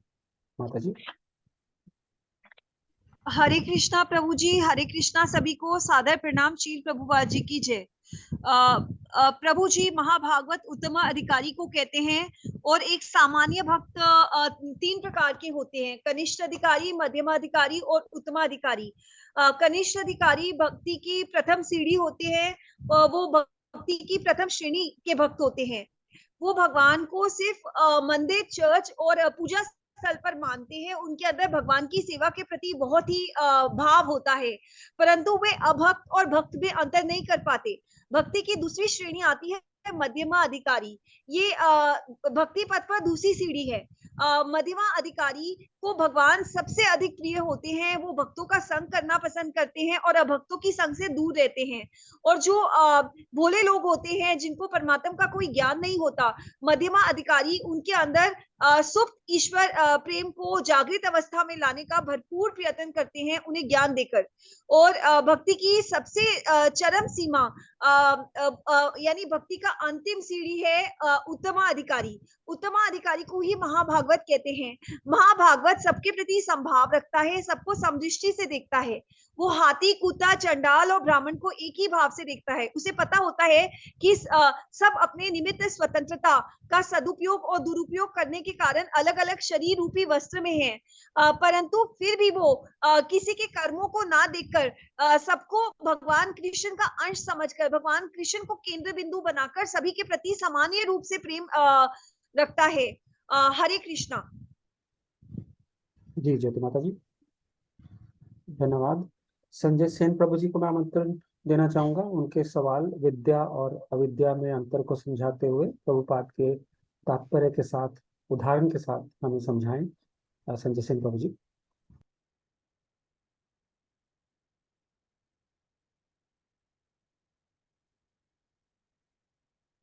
प्रभु जी आपका माइक ऑफ है। क्षमा करें प्रभु जी। हरे कृष्ण, दंडवत प्रणाम प्रभु जी। हरे कृष्णा सभी को। तो जैसे मेरा प्रश्न है कि विद्या और अविद्या में क्या अंतर है, प्रभुपाद के तात्पर्य से उदाहरण के साथ समझें। तो विद्या और अविद्या के बारे में प्रभुपाद जी कहते हैं कि अविद्या वह है। प्रभुपाद जी आधुनिक शिक्षा विश्वविद्यालयों के संदर्भ में अविद्या की बात करते हैं। छात्रों को ब्रह्मचर्य के निर्देश नहीं दिए जाते हैं। आधुनिक शिक्षा प्रणाली है, आधुनिक शिक्षा है, उसमें किसी भी तरह से ब्रह्मचर्य के निर्देश नहीं दिए जाते हैं और उन्हें शास्त्रों के आदेश में कोई विश्वास नहीं है ना। तो जिस तरह से हम देखते हैं कि आधुनिक शिक्षा प्रणाली में जितने भी छात्र छात्राएं शिक्षित होते हैं, उन्हें बिल्कुल भी शास्त्रों के जो आदेश हैं उनमें बिल्कुल भी विश्वास नहीं है। धार्मिक सिद्धांतों केवल नाम और प्रसिद्धि के लिए पढ़ाया जाता है, न कि व्यवहारिक कार्रवाई के लिए, है ना। तो ये जो आधुनिक शिक्षा प्रणाली में जितने भी धार्मिक सिद्धांत हैं उन्हें इसलिए पढ़ाया जाता है या इसलिए पढ़ाया जाता है ताकि एक प्रसिद्धि प्राप्त हो और उसको हम कभी भी, जो भी आधुनिक शिक्षा प्रणाली है उसके माध्यम से जो शिक्षा प्राप्त करते हैं, आध्यात्मिक शिक्षा जो प्राप्त करते हैं, उसे केवल और हम इसलिए उसे प्राप्त करते हैं कि उससे हमें एक प्रसिद्धि प्राप्त हो, ना कि इसलिए कि वो जो भी शिक्षा हमने प्राप्त किया है उसे हम अपने जीवन में, अपने व्यवहारिक जीवन में उसे अप्लाई करें और उसमें हम आगे बढ़े, जिससे हमारी आध्यात्मिक बुद्धि जो है वो उन्नति करे।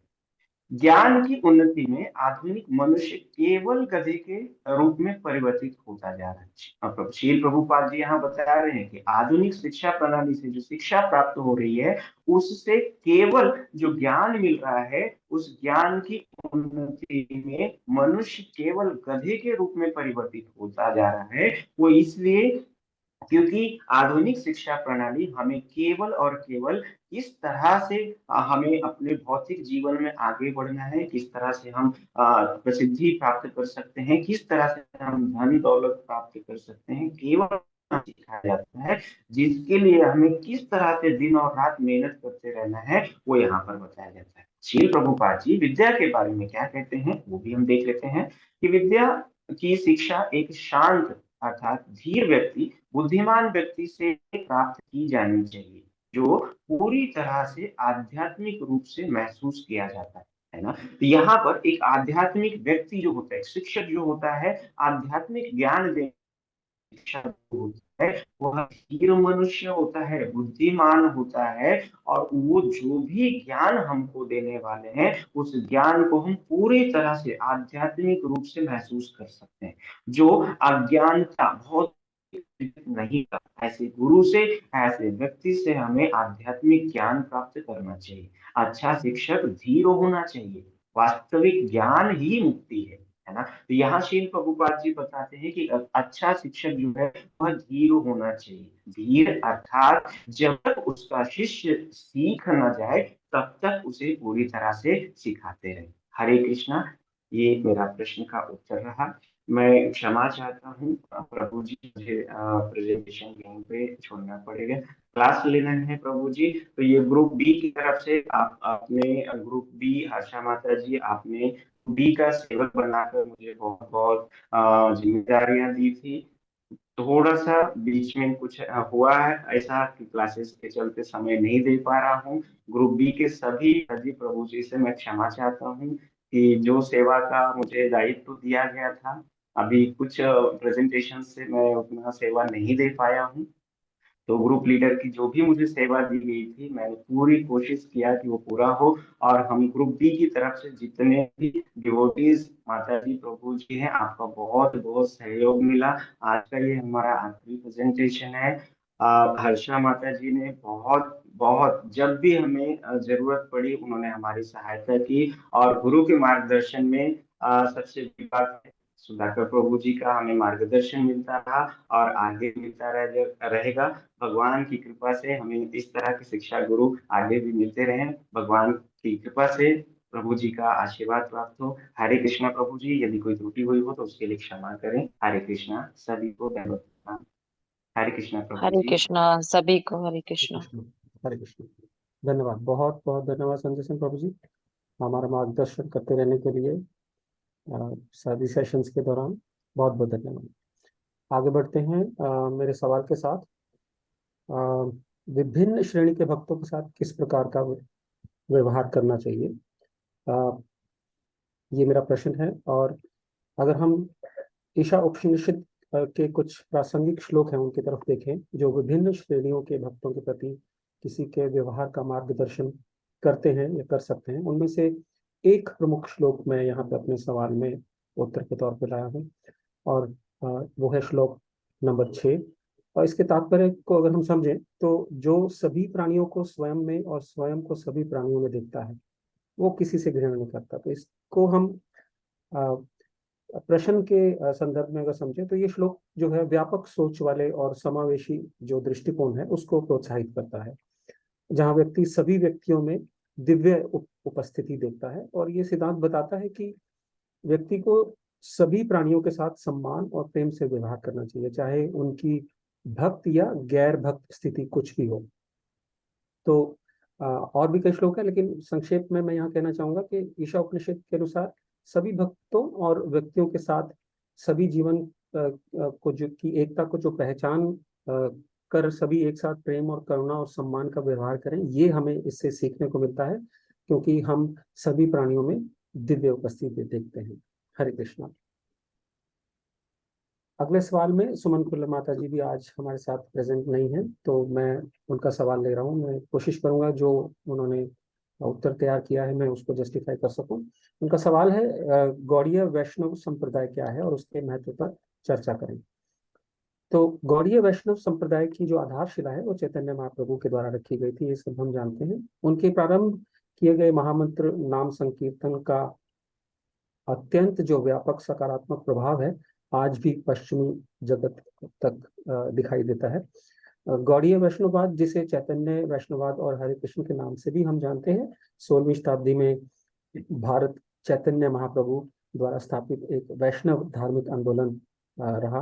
कृष्ण कृपा जो है, कृष्ण कृपा मूर्ति श्रीमद अभय चरण बिंद भक्ति वेदांत जो है उनके पश्चिमी जगत के आज तक के सर्वश्रेष्ठ जो प्रचारक माने जाते हैं।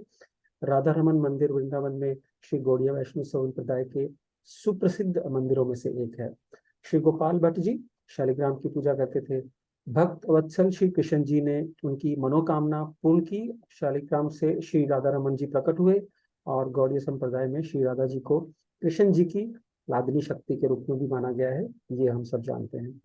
इस संप्रदाय का विश्वास है कि चैतन्य महाप्रभु भगवान कृष्ण के प्रेम अवतार थे और ये मंत्र जो 32 अक्षरों वाला है, हरे कृष्णा कृष्ण कृष्ण हरे हरे, हरे राम राम राम हरे हरे, ये मंत्र जो है ये महामंत्र है।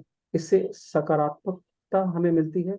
श्री कृष्ण भगवान को प्रसन्न करने तथा उनकी कृपा पाने के लिए जप से जो शांति और प्रसन्नता मिलती है, चिंता तनाव क्रोध अवसाद आदि में कमी आती है। इस मंत्र से ब्रह्मांड की सर्वोच्च शक्ति को हम जोड़ पाते हैं और खुद को भौतिक इच्छाओं से मुक्त करने में भी हमें समक्षता मिलती है। इस मंत्र को हम किसी भी समय कर सकते हैं और इसके करने से मनों के विकार दूर होते हैं।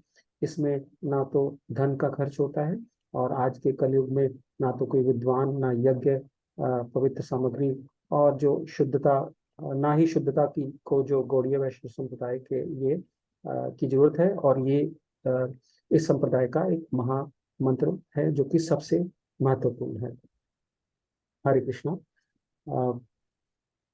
ग्रुप के सभी सदस्यों का धन्यवाद करते हुए मैं प्रणाम मंत्र के साथ अपनी प्रेजेंटेशन को विराम दूंगा।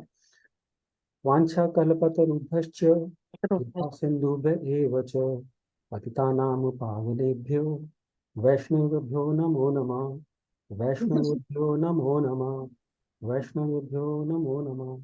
श्रील प्रभुपाद जी की जय। हरे कृष्णा। सभी को धन्यवाद प्रणाम।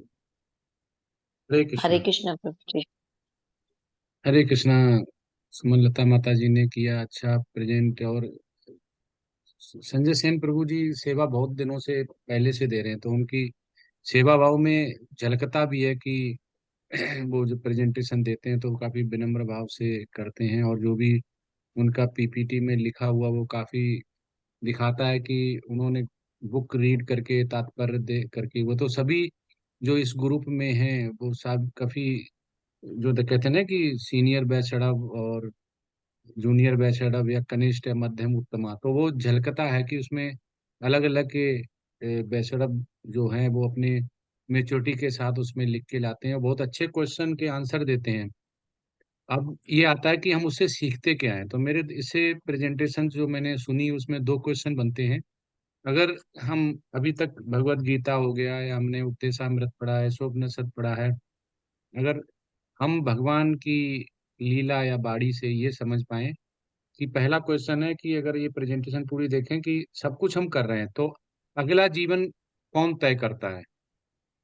पहला क्वेश्चन है इसी रिपीट से, अगला जीवन और उसका क्या रेफरेंस है, उसका क्या साक्ष्य है। और दूसरा, जब हम पूर्णता की बात करते हैं कि हम बार बार बोलते हैं कि पूर्णता ऐसे आती है या पूर्ण ऐसे होता है, तो हम उसे कैसे समझें, और उसके लिए कौन सा श्लोका है जिसमें हम पूर्णता, जिसमें हम ये भी बोल सकते हैं बोलो कृष्ण भजो कृष्ण, एक बोलते हैं ना बोलो कृष्ण भजो कृष्ण और करो भी कृष्ण, तो अगर उसको बात करें तो कैसे भगवान का हम चिंतन कर सकते हैं, लगा सकते हैं पूर्णता के लिए, और पूर्ण कैसे बन सकते हैं और कैसे हम जुड़ते हैं, कैसे बनते हैं। तो क्वेश्चन बहुत सिंपल है कि पहला तो क्वेश्चन यही हो गया कि हम कैसे, अगर मानना चाहें कि अभी इस जीवन में बैठे हैं तो ये जीवन कैसे तय हुआ, तो भगवान ने इसके बारे में कैसे कहाँ बताया हुआ है, और कैसे हम ये समझ सकते हैं कि पूर्ण, हम कैसे भगवान की पूर्ण भक्ति के लिए हम जीवन की पूर्णता को कैसे प्रकट कर सकते हैं, और भगवान ने इसको कहाँ पे बोला हुआ है। हरे कृष्ण। ये दो क्वेश्चन है। हरे कृष्णा प्रभु जी। हाँ माता जी। प्रभु जी, भगवान की जो पूर्णता के बारे में तो भगवान ने पहले ही श्लोकों में, जो ईशा उपनिषद है उसमें भी पूर्ण मदस्य ये उसमें बताया है कि भगवान परम पुरुष है और पूर्ण है।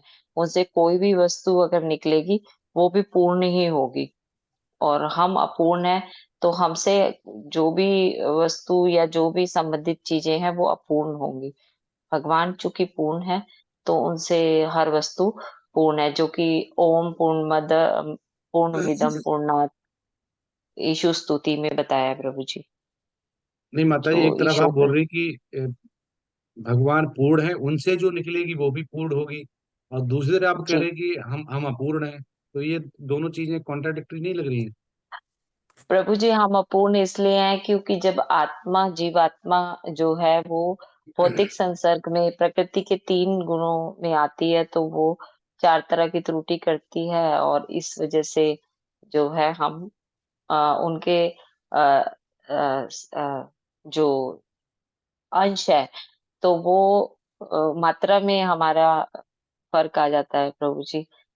और नहीं, क्योंकि हम भौतिक आप माता जी खुद ही बोल रही हैं, अभी जी अंश बोला आपने, बोला कि भगवान का जो भी होता है वो अंश है। पूर्ण होता जी है। जी आपने जी पहले ही शब्द बोला, फिर अंश आ गया, जी तो अब जी आग का अंश निकाले तो उसमें भी टेम्परेचर उतना ही होगा।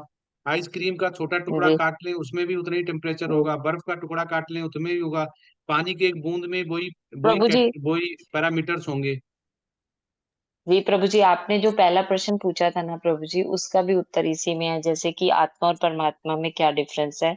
तो जो आत्मा है वो जिसको अनु बोला गया है वो डिपेंडेंट है, वो भगवान पे भी डिपेंडेंट है, और वो माया के जो 3 गुण है या माया के अधीन है। और जो परमात्मा है विभु, वो इंडिपेंडेंट है, वो परम चेतना यानी कि श्रेष्ठ प्रधान है, और वो माया के अधीन नहीं है बल्कि माया उनके अधीन है। तो इस वजह से डिफरेंस आ जाता है प्रभु जी, जहां पहला तक मैं क्वेश्चन। समझी हूँ प्रभु। हरे कृष्ण प्रभु जी।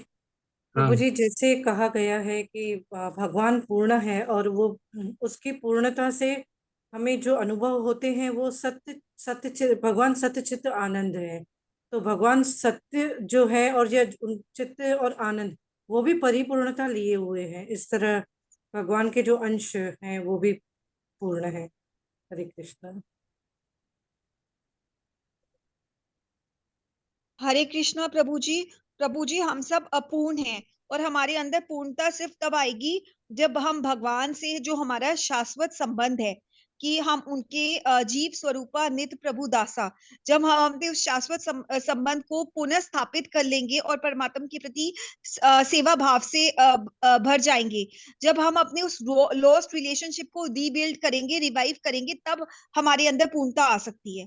और हमारा अगला जन्म इस पे निर्धारित होता है कि हमारी जो जब मृत्यु का क्षण आएगा उस समय हम क्या सोच रहे होंगे, वही हमारा अगला जन्म निर्धारित करेगी। इसलिए कृष्ण भावनामृत में पूरी जिंदगी प्रयास किया जाता है कि इन चैंटिंग, श्रवणम, कीर्तनम इत्सेट्रा, ताकि जब भी हमारा अंतिम क्षण आए तो उस समय हमारा ध्यान कहीं और ना होके प्रभु के चरणों में लीन हो।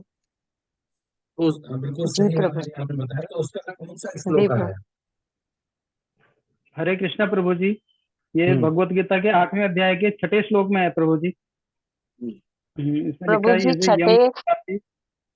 हाँ। स्मरण भाव जी त्यजन्ते कलेवरम तम तमेवेति कौन्तेय सदा तद्भाव भाविता। कि मनुष्य शरीर त्यागते समय जिस जिस भाव का स्मरण करता है वह उसी भाव को निश्चित रूप से प्राप्त होता है। बहुत सुंदर प्रभु जी। यही होता है कि हम जब आध्यात्म में पढ़ते हैं तो हमें ऐसे रिफरेंस और ऐसे भगवान की संस्कृत के श्लोका हमें थोड़े बहुत पूरा कंठस्थ ना हो, लेकिन हमें पता होना चाहिए कि कौन सा किसका। अब ऐसे जीवन की पूर्णता का क्या भगवान ने बोला हुआ है श्री श्रीमद् भगवत गीता में।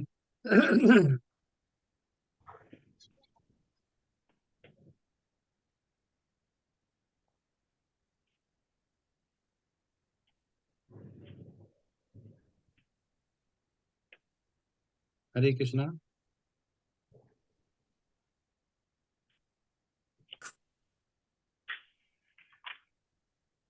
जीवन की पूर्णता का क्या रेफरेंस है? नहीं तो नेक्स्ट प्रेजेंटेशन लेते हैं, क्वेश्चन चलते जाएंगे। प्रभु जी, ईशोपनिषद का पहला मंत्र ओम पूर्णमिदं पूर्ण। हाँ प्रभु जी, ईशु स्तुति नहीं, मैं जो है जीवन ईशु। की पूर्णता का पूछ रहा हूँ। अच्छा। हाँ, नहीं प्रभु जी, वो तो नहीं। प्रभु जीवन जी की पूर्णता क्वेश्चन का, दोबारा समझाएंगे। जीवन की पूर्णता का भगवान ने कहाँ पर सबसे अच्छा उद्देश्य बताया है भगवत गीता में? कि जीवन की पूर्णता क्या है, मतलब जीवन का क्या लक्ष्य है और कैसे हम भगवान तक पहुंचते हैं?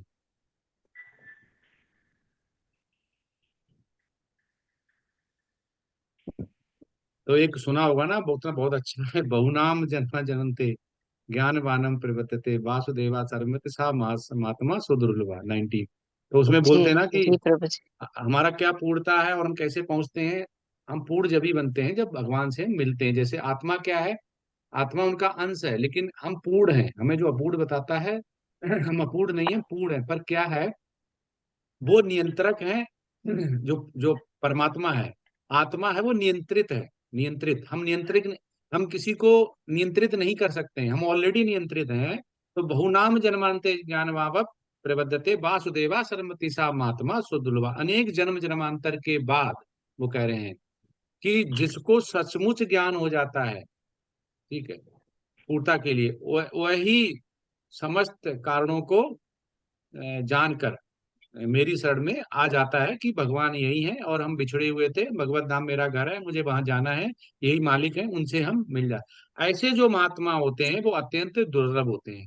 क्या कहना चाह रहा है कि जो भी भगवान से जुड़ता है वो महात्मा है। महात्मा कौन होता है? जिसमें कुछ गुण होते हैं, जो हिंसा नहीं करता है, जो पोलाइटली विनम्र होता है, जो गुरु साधु शास्त्र तीनों की बात नहीं काटता है, तो उसको बोलते हैं जीवन की पूर्णता। अब केवल अगर पूर्णता की बात करें तो इदम पूर्ण इदम जो आता है वो आपको श्लोक का कंठस्थ होना चाहिए। और जीवन की पूर्णता की बात करें तो श्लोक का यही होता है, बहु नाम जन्मांजनते ज्ञानमाम प्रबद्धते। तो ये है। और जीवन का अगला तय माता जी ने बताया हुआ, तो ये हमें सीखना चाहिए कि भगवान श्री कृष्ण ने कब क्या बोला है, हमें क्या करना है, क्योंकि हम भूल जाते हैं।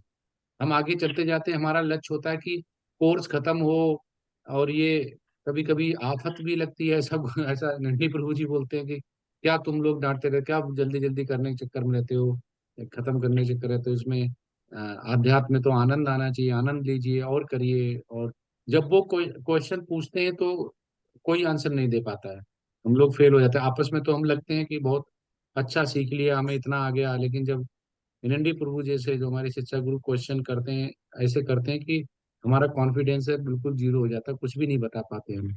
वो ऐसे लिंक पूछते हैं कि इस श्लोक का उसका श्लोक से क्या लिंक है, तो हमें ये ध्यान पड़ा है। और अच्छा, बोलो केसर, और क्या है, बोलो केसर, भजो केसर और करो केसर, जो अपने गुरु महाराज बोलते हैं बार बार अपने जब भी वो प्रीचिंग करते हैं तो हमेशा यही बोलते हैं। तो उसका क्या भगवान ने कहाँ पे बोला हुआ है?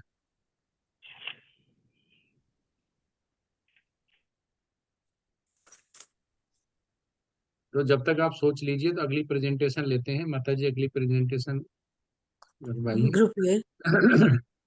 हरे कृष्ण। अभय मायापुर प्रभु कौन जी। कौन गया हुआ है इस लेवल 4 में से?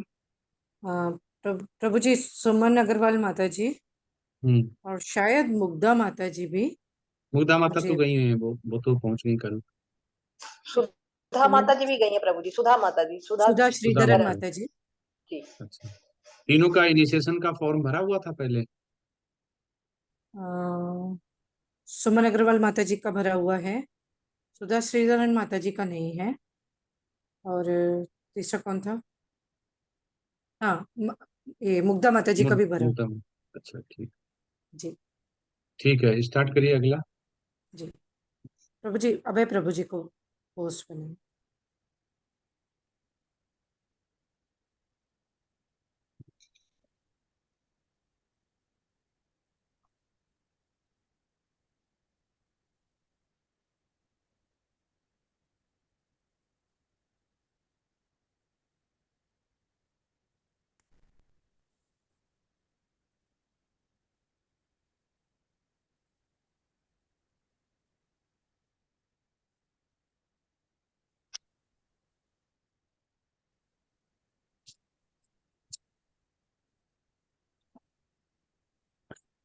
हरे कृष्ण प्रभु जी। हरे कृष्ण, दंडवत प्रणाम। हम ग्रुप ए के सदस्य, हमारी प्रस्तुति क्रमांक 22 जो श्री ईशोपनिषद पर आधारित है, आपके सम्मुख प्रस्तुत करना चाहते हैं। संभवतः ये हमारी लेवल 4 की अंतिम प्रस्तुति है, तो यदि कोई त्रुटि हो तो कृपया हमें माफ करें। तो प्रस्तुति आरंभ करने से पहले मैं मोहिनी माता जी से निवेदन करूंगा 3 बार ओम नमो भगवते वासुदेवाय बोलकर आज की हमारी प्रस्तुति को कृपया आरंभ करें। ओम नमो भगवते वासुदेवाय। ओम नमो भगवते वासुदेवाय। ओम नमो भगवते वासुदेवाय। हरे कृष्णा। धन्यवाद माता जी। अभी सबसे पहली प्रस्तुति श्री सुंदर कृष्णानी प्रभु जी से मैं निवेदन करूंगा कि वे कृपया अपनी प्रस्तुति दें। जी प्रभु जी। श्री श्री राधा गोविंद जी की जय। हरे कृष्णा, सभी को दंडवत प्रणाम। मैं सुंदर कृष्णानी ग्रुप ए, प्रस्तुति क्रमांक 22। प्रभु जी, सभी भक्तजनों के कल भोलाष्टमी है और 6 तारीख को श्री वीरभद्र प्राकट्य दिवस है और 9 तारीख को रेमा एकादशी की शुभकामनाएं और कार्तिक मास की जो चल रहा है उसकी शुभकामनाओं के साथ मैं ये अपनी प्रस्तुति शुरू करता हूँ। प्रभु जी, मेरा ईश्वर उपनिषद का मंत्र क्रमांक 17 है, जिसमें प्रश्न है कि क्रतो स्मरा क्रतम स्मरा से वाक्यांश में व्यक्तित्व भक्तिपूर्ण दृष्टिकोण पर चर्चा करें। प्रभु जी मंत्र है वायु अनुमलम प्रथम विदनम भस्मांतम शरीरम ओम क्रतो स्मर क्रतम स्मर क्रतो स्मर क्रतम स्मर। प्रभु जी ईशो स्मृत के इस मंत्र में भक्त भगवान से प्रार्थना करता है कि यह शरीर क्षण भंगुर है, जिसको भस्म हो जाने दें। हमारी सांसें वायु के पूर्ण कोश में विलय कर दें। हे भगवान, हमारे द्वारा समस्त जीवन में आपके प्रति किए गए यज्ञों यानी इंद्रियों को उनके स्वार्थ से रोकने हेतु को पूर्ण करने का अनुरोध किया गया है। अतः समय में शरीर असहाय हो जाता है और स्मरण शक्ति भी क्षीण हो जाती है। भगवान ही परम भोक्ता हैं और हम भगवान के निमित्त कुछ भी करने का सफल प्रयोग नहीं कर पाते हैं। श्रीमद् भगवद गीता के श्लोक 7.19 और 8.6 के अनुसार हमारी आध्यात्मिक रूप से यह नहीं जान पाते कि हम सब भगवान के शाश्वत अंश हैं, जबकि हमें अंतिम समय की स्मरण शक्ति ही निश्चित रूप से अगले जन्म में की प्रगति में ले जाती है। हरे कृष्णा प्रभु जी, दंडवत प्रणाम। प्रभु जी मैं थोड़ा सा ये भी बोलना चाहूँगा कि चूंकि हमारी यह अंतिम प्रस्तुति ही है लगभग, तो प्रभु जी, माता जी और सभी समस्त भक्तगणों को मैं सादर दंडवत प्रणाम करता हूँ। हम माने मैं सुंदर कृष्णानी और विश्वा माता जी आपके हमेशा कृतज्ञ रहेंगे और आपको दंडवत प्रणाम करते हैं। 1 वर्ष से अधिक समय तक आप हमारे शिक्षा गुरु के साथ साथ आध्यात्मिक मार्ग पर पथ प्रदर्शक भी रहे हैं। यह हमारा परम सौभाग्य ही है कि हम आप सब भक्तों के साथ साथ भगवान श्री कृष्ण के तत्व ज्ञान हेतु प्रयासरत हैं। बस एक ही इच्छा है कि यह भक्ति मार्ग पर चलने का सिलसिला आगे भी जारी रहे, तो यह हमारा कृष्ण भावना भावित मार्ग में सौभाग्य होगा। हरे कृष्णा प्रभु जी, हरे कृष्णा सभी भक्तजनों को, सभी को दंडवत प्रणाम। हरे कृष्णा। हरे कृष्ण प्रभु जी, बहुत अच्छे। अगली प्रस्तुति के लिए मैं पुष्पा कृष्णानी माता जी से अनुरोध करूंगा कि कृपया अपनी प्रस्तुति। हरे कृष्ण प्रभु जी, सादर प्रणाम। प्रस्तुति क्रमांक 12।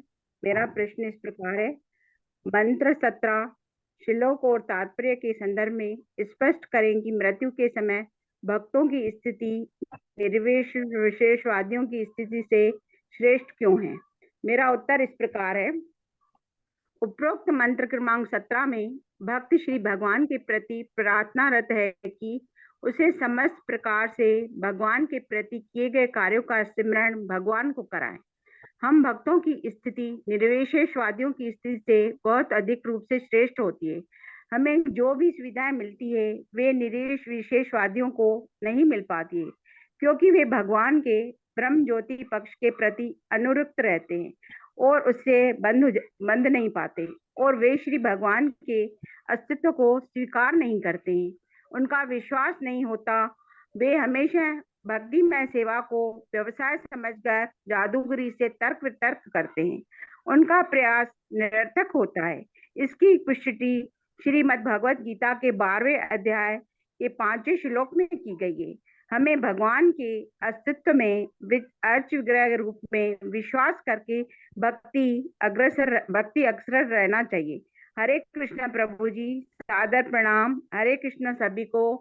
प्रभु जी से कोई त्रुटि हुई हो तो उसके लिए मैं क्षमा प्रार्थी हूँ। हरे कृष्ण प्रभु जी। हरे कृष्ण माता जी, बहुत अच्छे। अगली प्रस्तुति के लिए मैं मोहिनी डे माता जी से अनुरोध करूंगा कि कृपया अपनी प्रस्तुति में। जी प्रभु जी। हरे कृष्णा प्रभु जी, हरे कृष्णा सभी को। मेरा प्रश्न है, समझाएं कि क्यों मंत्र 17 के अनुसार यदि भक्त को मृत्यु के समय भी भगवान की अपनी सेवा याद नहीं आती है, तब भी उसके पास भौतिक संसार से बचने की आशा है। मेरा उत्तर है, भक्त भगवान की भक्ति सेवा का अभ्यास करके भगवान के प्रति प्रेम की भावना विकसित करते हैं। भले ही मृत्यु के समय कोई भक्त भगवान के प्रति अपनी सेवा को याद ना रखे, भगवान उसे नहीं भूलते। ये प्रार्थना भगवान को भक्त के बलिदानों की याद दिलाने के लिए की जाती है, लेकिन भले ही इसे कोई याद ना हो, भगवान अपने शुद्ध भक्त द्वारा की गई सेवा को कभी नहीं भूलते। हरे कृष्णा। हरे कृष्ण माता जी, बहुत अच्छे। अगली प्रस्तुति के लिए मैं मिताली डे माता जी से अनुरोध करूंगा अपनी प्रस्तुति। हरे कृष्ण प्रभु जी, हरे कृष्ण सभी को। मेरा प्रश्न है, एक संस्कृत विद्वान श्री प्रभुपाद के आह्वान में अनुवाद की व्याख्या करें, जिसमें उन्होंने सीधे भगवान की सर्वोच्च व्यक्तित्व का उल्लेख किया गया है, लेकिन ये मूल संस्कृत में स्पष्ट नहीं है। मेरा प्रश्न का उत्तर है, कृष्ण भावनामृत आंदोलन में भगवान को सर्वोच्च व्यक्तित्व सप्रमाण स्वीकार किया गया है। बौद्धिक खोज यानी भगवान की खोज है, क्योंकि वो सर्वव्यापी है। वेद सामान्य लोगों के बुद्धि से पारे थे, इसलिए इसे सार के रूप में प्रस्तुत किया गया है। वेदांत सूत्र में परम सत्य यानी ब्रह्मा का उल्लेख है। परम सत्य यानी जिनसे प्रत्येक वस्तु उद्भूत हुआ है। भगवान स्वयं तेजमान है। वैदिक ज्ञानों के समझने के लिए श्रीमद् भगवत तथा भगवत गीता को समझना चाहिए। हरे कृष्णा। अगर कोई भूल त्रुटि हुआ तो प्रभु जी मुझे क्षमा करिए। हरे कृष्ण। हरे कृष्ण माता जी, बहुत अच्छे। अगली प्रस्तुति के लिए मैं दीप्ति जोशी माता जी से अनुरोध करूंगा, तो कृपया अपनी प्रस्तुति। हरे कृष्णा।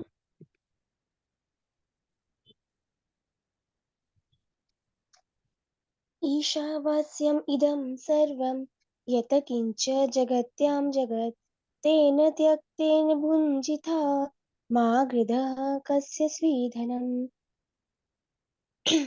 ईशोपनिषद के पहले मंत्र में बताया गया है कि ब्रह्मांड के भीतर मौजूद हर चेतन या निर्जीव चीज भगवान द्वारा नियंत्रित और स्वामित्व में है।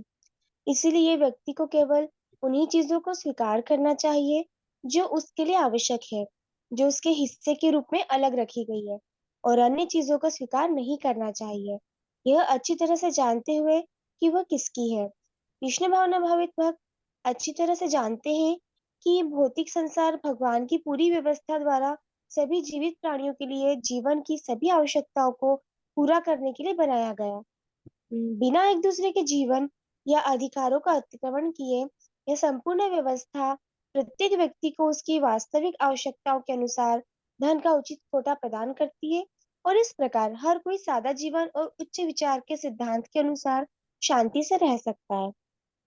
दुर्भाग्य से भौतिकवादी जिन्हें न तो ईश्वर की योजना में विश्वास है और न ही उच्च आध्यात्मिक विकास की कोई आकांक्षा है, वे अपनी ईश्वर प्रदत्त बुद्धि का दुरुपयोग केवल अपनी भौतिक संपत्ति को बढ़ाने के लिए करता है।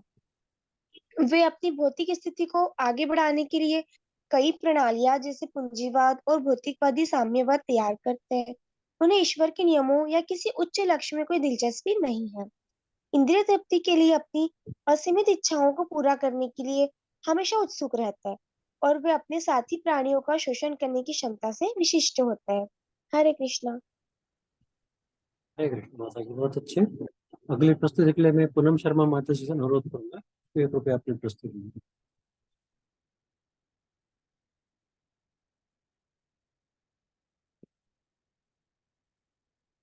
पूनम शर्मा माता जी। माता जी, आपका माइक्रोफोन म्यूट है। ठीक है प्रभु जी, सॉरी माता जी। हरे कृष्ण प्रभु जी, हरे कृष्ण सभी को। मेरा प्रश्न है, भगवत गीता से उपयुक्त श्लोकों का चयन करें और समझाएं कि श्रुति मंत्र कथन सत्यस्य पिहित मुखम की पुष्टि कैसे करते हैं। आंसर है इसमें बताया कि हे भगवान, हे समस्त जीवों के पालक, आपका असली मुखमंडल तो आपके चमचमाते तेज से ढका हुआ है। कृपा करके इस आवरण को हटाइए और शुद्ध भक्त को दर्शन दीजिए। अर्थात इसमें जो एक शुद्ध भक्त है उसकी वो विनती कर रहा है भगवान से, या ये कह सकते हैं कि भगवान के दर्शन के लिए वो भगवान से प्रार्थना कर रहा है। तो इसके विषय में 14.27 में भी बताया गया है। भगवत गीता के कई सारे श्लोक हैं जो इसके विषय में बताते हैं। तो इस ब्रह्म ज्योति का जो वर्ड है ना, वो 14.27 में किस तरीके से बताया है ब्राह्मणो हि प्रतिष्ठा अहमृतस्य व्ययस्य च शाश्वतस्य च धर्मस्य सुखस्य कांतिकस्य च। अर्थात मैं उस निराकार ब्रह्म का आधार हूँ जो अमर, अविनाशी तथा शाश्वत है और जो परम सुख का स्वाभाविक पद है। इसी प्रकार परम सत्य के विषय में 7.7 में वर्णन किया गया है भगवद गीता के 7.7 में। तो इसमें बताया गया है कि जो भगवान है वह ही परम सत्य है। इसमें इसके लिए कहा गया है कि मत्तः परतरम नान्यतः, अर्थात परम सत्य कौन है? भगवान है। नेक्स्ट इसमें बताया है कि कृष्ण जो भगवान है वो कृष्ण जो सत्य की परम धारणा है। नेक्स्ट इसमें बताया भगवद गीता के 10.42 में अथवा बहुने तेन की ज्ञातेन तवार्जुनः विष्टाभ्या में अहिमेद कृष्णन में कांक्षेन स्थितो हो जगत। और इस सारे जगत में भगवान कृष्ण बताते हैं कि इस सारे विशद ज्ञान की आवश्यकता ही क्या है? मैं अपने एक अंश मात्र से समग्र ब्रह्मांड में व्याप्त हूँ और इसको धारण करता हूँ। ईशोपनिषद के स्तुति मंत्र में भगवान को पूषण कहा गया है। पूषण अर्थात चरम पालक के रूप में बताया गया है, संबोधित किया गया है। तो बताया कि जो सत्य को जानना चाहता है उसे 24 भौतिक तत्वों और ब्रह्म ज्योति को भेदना होगा। अर्थात जब हम इसको भेदेगा, जो भी जीव उसको भेदेगा, तभी वो भगवान के मुखमंडल का दर्शन कर सकता है। तो इसमें आगे ये बताया गया है कि जब इसको जब तक आवरण नहीं हटेगा तब तक मनुष्य भगवान के असली कमल मुख का दर्शन नहीं कर सकता। ब्रह्म ज्योति भगवान का दिव्य शरीर का जो ब्रह्म ज्योति है वो क्या है? भगवान का जो दिव्य शरीर है उसका दिव्य पैमान जो तेज निकलता है वही इसी को ब्रह्म ज्योति बताया गया है। इसके विषय में भगवद गीता 14.27 में बताया गया है और 5.40 ब्रह्म संहिता में भी बताया गया है। इसमें क्या बताया कि यस्य प्रभवतु जगदंड कोटि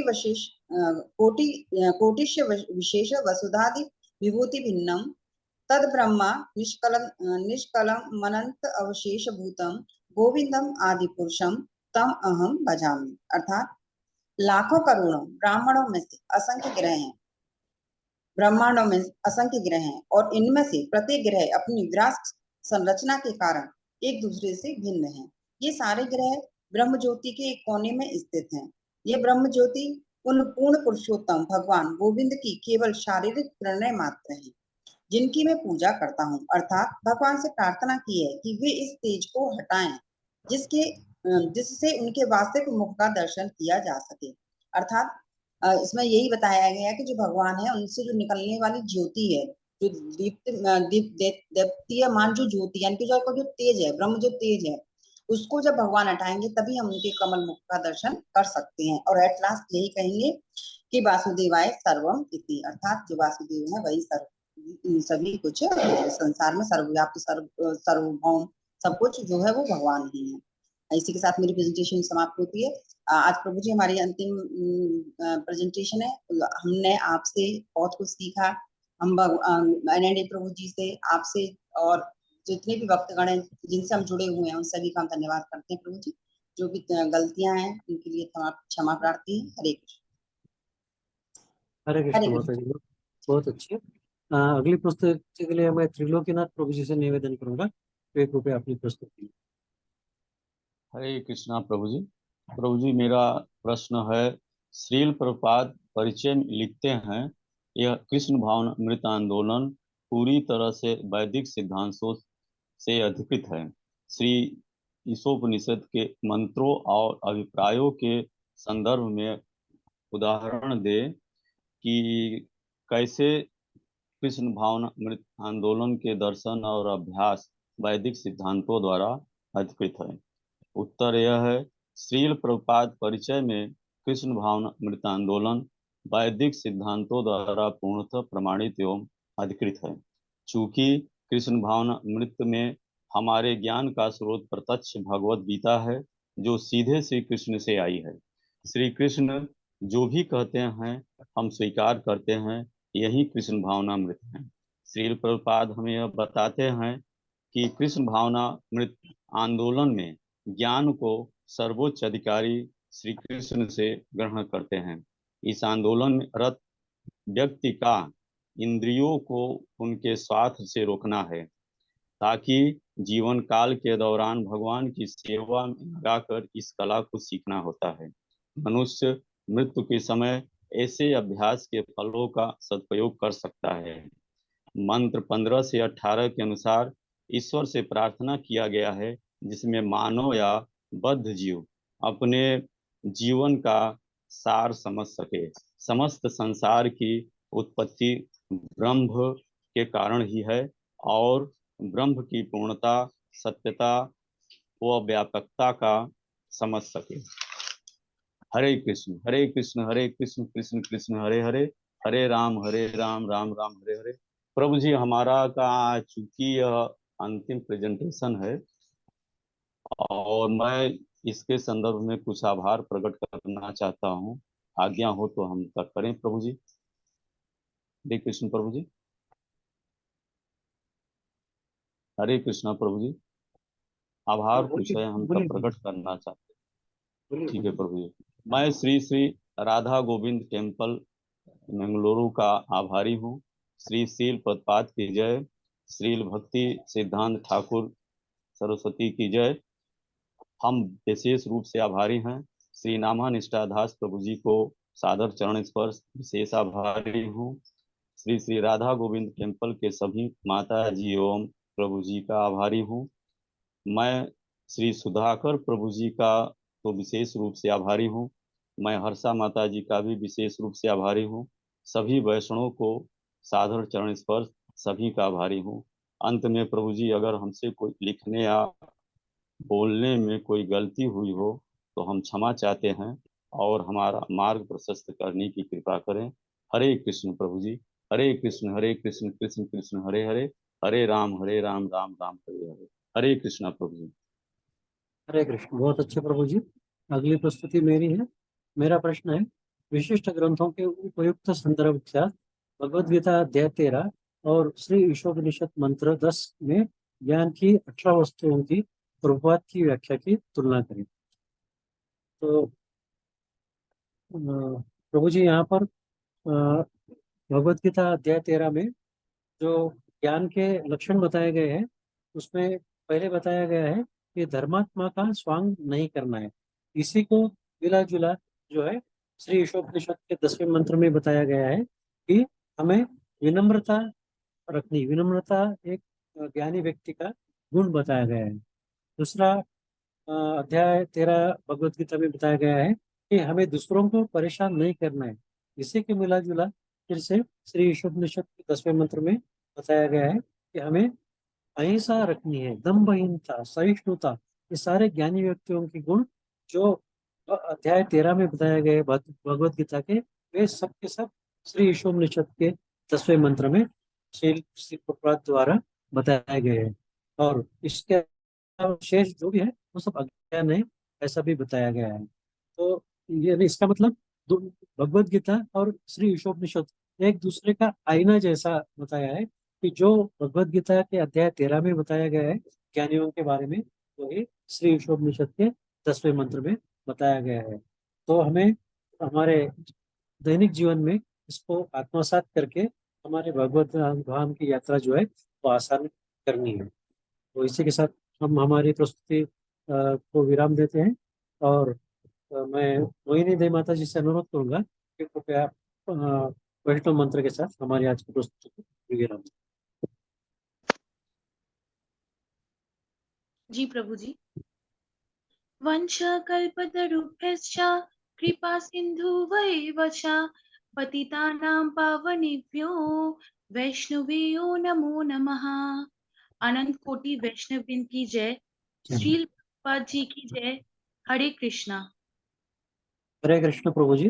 हम हमारे प्रस्तुति को हरे कृष्णा विराम देते समय हम हमारे ग्रुप के सारे समूह के सदस्य, इस्कान बेंगलुरु, NND प्रभु जी, गुरु जी और सुधाकर प्रभु जी, आप, हर्षा माता जी, हम सब आप सभी का बहुत बहुत हृदय से धन्यवाद देते हैं।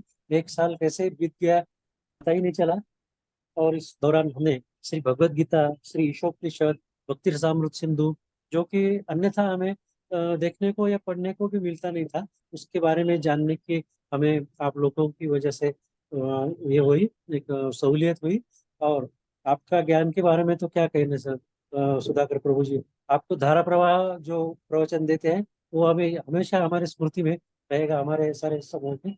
और सभी हम आपको याद करते रहेंगे, चाहेंगे कि आपके साथ स्नेह इसी प्रकार आगे भी बना रहे। धन्यवाद प्रभु जी। हरे कृष्ण। श्री कृष्ण अर्पणमस्तु।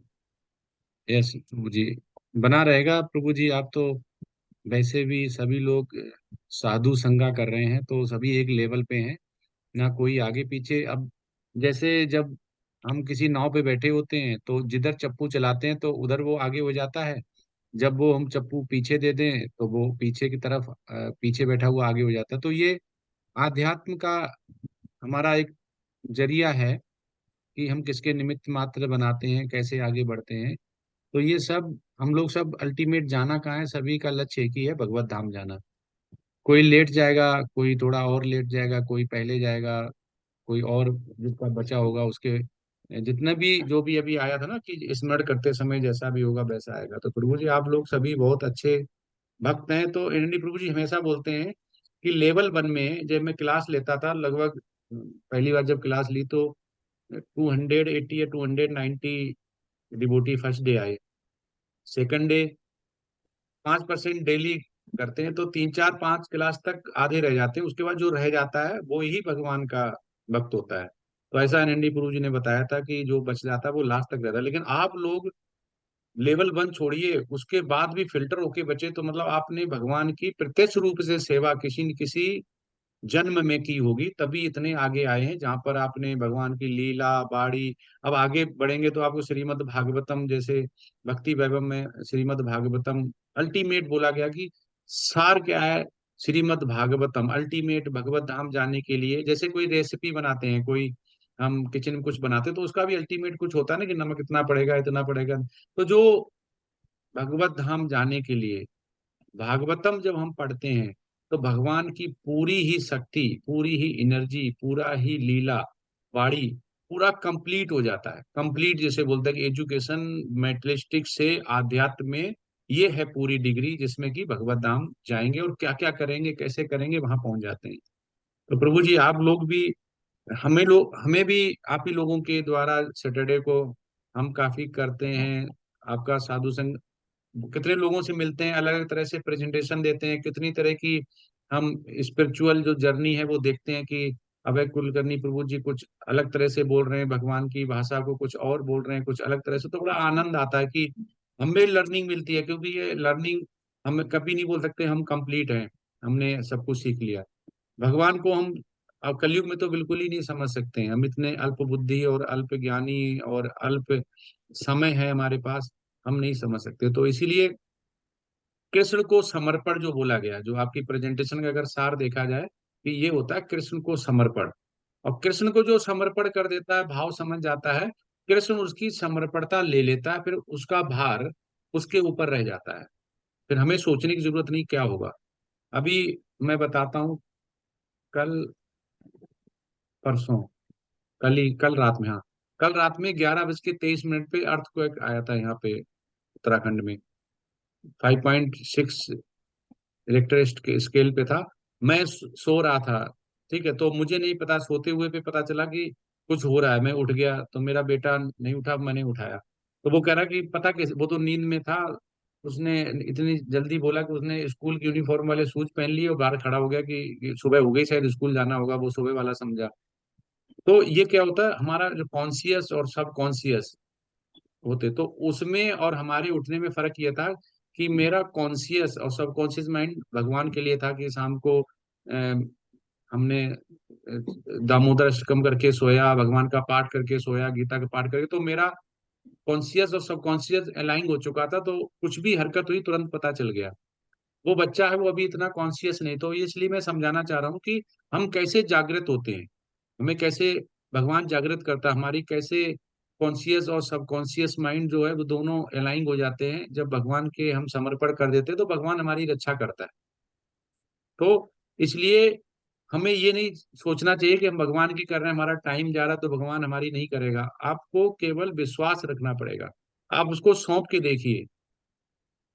तो सौंपेंगे, तो पांचाली ने देखो सौंपा, उससे पहले जब तक उसने पुकारा नहीं तब तक भगवान श्री कृष्ण नहीं आए, लेकिन जैसे ही पुकारा तो भगवान आ गए।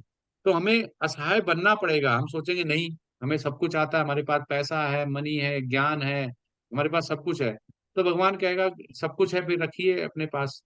लेकिन हमें असहाय बनना पड़ेगा, हमें उसके सामने हाथ फैलाना पड़ेगा, हमें बताना पड़ेगा हम अल्प बुद्धि हैं, हमारे पास काल कम है, अल्प ज्ञानी है, भगवान मेरी रक्षा करो। प्रभुपाद से मांगो कि मुझे मुझे श्लोका याद नहीं हो पाते, कंठस्थ नहीं हो पाते हैं, हम स्पिरिचुअल में आगे जाना चाह रहे हैं, प्रीचिंग करना चाह रहे हैं, गुरु महाराज मेरी मदद करो। जब आप ऐसा बोलेंगे तो आपकी बहुत ज्यादा ही प्रोग्रेस होगी अध्यात्म में। तो बहुत अच्छा लगा सभी ग्रुप से। और ये हम कहीं नहीं जा रहे कि ये लास्ट है, लास्ट है, ये कोई लास्ट नहीं है, ठीक है। ये वैसा दीप है जिसमें बस आपको घी डालना ही डालना पड़ेगा। ऐसा नहीं कि एक बार जला दिया जलता रहेगा, ये कोई ऐसा नहीं है, इसमें घी डालना ही पड़ेगा तभी जलेगा। घी बंद हो जाएगा तो ये जलना बंद हो जाएगा। तो यहाँ पे घी हो गया है प्रचार प्रसार। या तो आप प्रचार प्रसार सुनिए या प्रचार प्रसार करिए, रूपाद यही बोलते हैं। तो कृष्ण को समर्पण की अगर बात करते हैं प्रभु जी, तो कृष्ण को समर्पण क्या है और इसका भगवान ने क्या बोला हुआ है और क्या श्लोका है इसका। कृष्ण को समर्पण की अगर बात करते हैं तो इसी ग्रुप से मेरी है।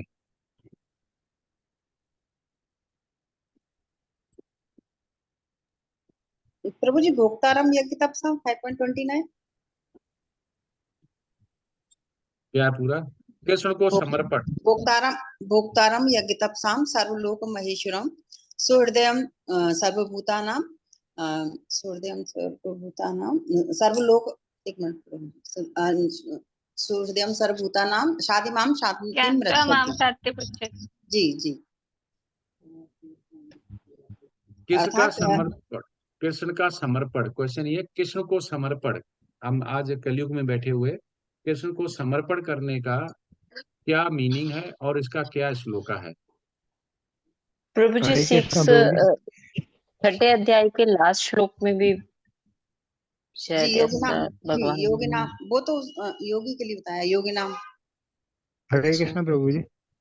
यस प्रभु जी, सर्वधर्म नाम परित्यज्य माम एकम शरणम ब्रज अहम त्वाम शरणं मोक्ष्यसि, ये वाला मंत्र है प्रभु जी।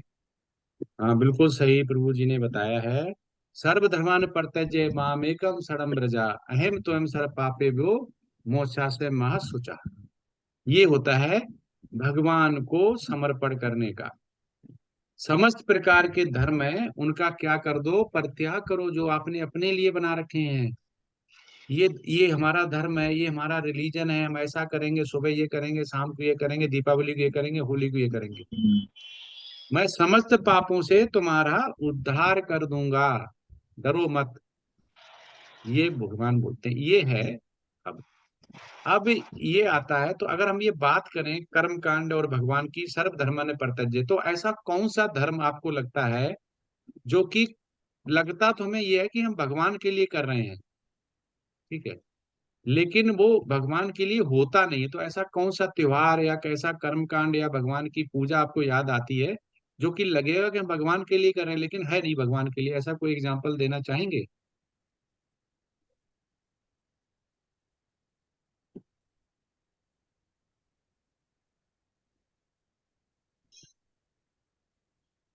प्रभु जी, देवताओं को जैसे पूजते हैं, देवताओं को पूजते हुए भाव आता है कि हम भगवान को पूज रहे हैं, वास्तव में हम भगवान को नहीं पूज रहे होते हैं, हम पर्टिकुलर देवताओं को पूज रहे होते हैं। लेकिन भाव ये आता है मंदिर में जाके ये वो कि हम भगवान के लिए मंदिर जा रहे हैं, सारी चीजें हो रही हैं, लेकिन वो भगवान तक हम नहीं पहुंच पाते। होली दीपावली इसका बहुत अच्छा एग्जाम्पल है कि हम दीपावली को गणेश पूजन करते हैं, लक्ष्मी पूजन करते हैं, ये करते हैं, लेकिन हमारा भाव पूजा का नहीं होता, उसमें भगवान के समर्पण का नहीं होता है। हमारा भाव होता है कि जो प्रचलन चला आया, हमने अपने दादा दादी से सीखा, वो सिल्वर का कॉइन रख दो, सिल्वर के आइडल रख दो, गॉडेस रख दो, तो ये सब हमने किससे सीखा हुआ है।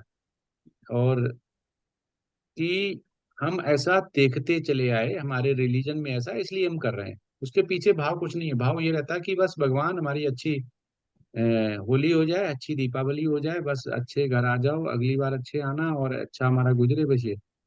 तो ये समर्पण नहीं है। यहाँ होता है सर्वधर्मन परित्यज्य, जितने भी धर्म है उनको उनका त्याग कर दो। तो जितने भी हमने बना रखे अपने लिए उनका त्याग कर दो, तभी कृष्ण समर्पण है। ये लोग हम समझ नहीं पाते हैं कि कृष्ण को समर्पण क्या, हम तरह तरह की युक्तियां करते हैं समर्पण करने के लिए, लेकिन हम कर नहीं पाते हैं। तो ये भगवान ने बहुत अच्छा बताया हुआ है। तो ये हमें, अगर हम ऐसा करते हैं तो हमें जरूर मिलता है। तो हमें हमेशा हर चीज, हर शब्द पे ध्यान देना चाहिए कि भगवान ने क्या बोला हुआ है और कैसे हम भगवान को समर्पण कर सकते हैं। और इसी में दूसरा अगर देखते हैं कि अगर बात करते हैं कि इसके अगला, अगर हम सेकंड लेयर का श्लोका देखते हैं कि जो 18.6 के बाद आता है कि भगवत गीता के 2.64 जो भी कृष्ण के समर्पण बारे में बोलता है, वो क्या है, कोई बताएगा?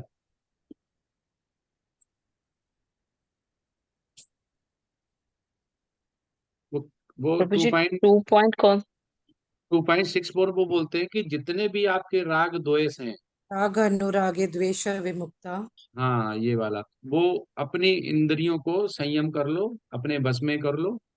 और जो ये कर लेता, जो समर्थ है व्यक्ति, वो ही भगवान की पूर्ण कृपा प्राप्त कर सकता है। तो ऐसा वो बताते हैं। तो ये हमें समझ में आना चाहिए कि हम क्या कर रहे हैं। तो ये भगवान ने बहुत अच्छा बताया, पूरा पूरा सिस्टमेटिक बताया हुआ, कोई कंफ्यूजन नहीं है इसमें। साधु हमें क्या बताता है, एक ही चीज, भगवान के बारे में। शास्त्र क्या बताते हैं, भगवान के बारे में। गुरु क्या बताता है, भगवान के बारे में। अल्टीमेट कौन है, भगवान। तो सब कुछ भगवान ही है। हम किधर भी जाएं, हर जगह भगवान ही मिलेगा। तो हमें उससे अटैचमेंट करना चाहिए। 3D जो बोलते हैं ना, 3D होता है। 3D याद रखिए, डिवोशन टूवर्ड्स गॉड, भक्ति भाव, ठीक है। डू योर ड्यूटी, मतलब हमें कर्म करना चाहिए, कर्म को त्यागना नहीं चाहिए। और डी अटैचमेंट फ्रॉम रिजल्ट्स, रूपात कहते हैं 3D याद रखो। हमें रिजल्ट्स की परवाह नहीं करनी चाहिए, बल्कि आशा नहीं करनी चाहिए। तो ये है इसका, अगर पीपीटी वाइज जो क्वेश्चन आंसर होते हैं उसका सार समझे, तो ये सार यही है कि किस पूर्णता, जीवन की पूर्णता क्या है, ठीक है।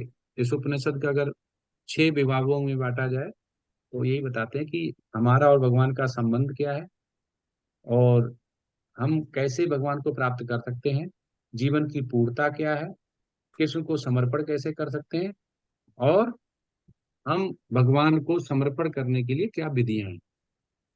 तो ये अगर हम समझ जाते हैं तो हमारा जो भी इस उपनिषद में दिया गया है वो हो जाएगा पूरा। हरे कृष्णा। अब अगली प्रेजेंटेशन करेंगे, लास्ट 3 हो गई प्रभु जी। 3 ही थी आज। जी प्रभु जी, ईशोपनिषद यहाँ पे कंप्लीट हो रहा है। कंप्लीट हो गया, ठीक, बहुत खुशी हुई।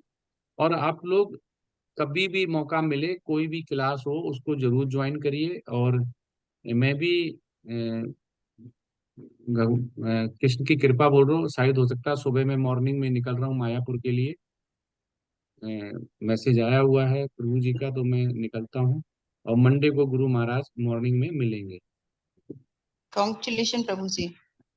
अभी माता जी अच्छा पहुंच प्रभु जी। जाए, हम हर बार कोशिश करते हैं पहुंचने की, कुछ ना कुछ ऐसा हो जाता है कि प्रभु जी इस हरी बार बोल पहुंच प्रभु गए। जी।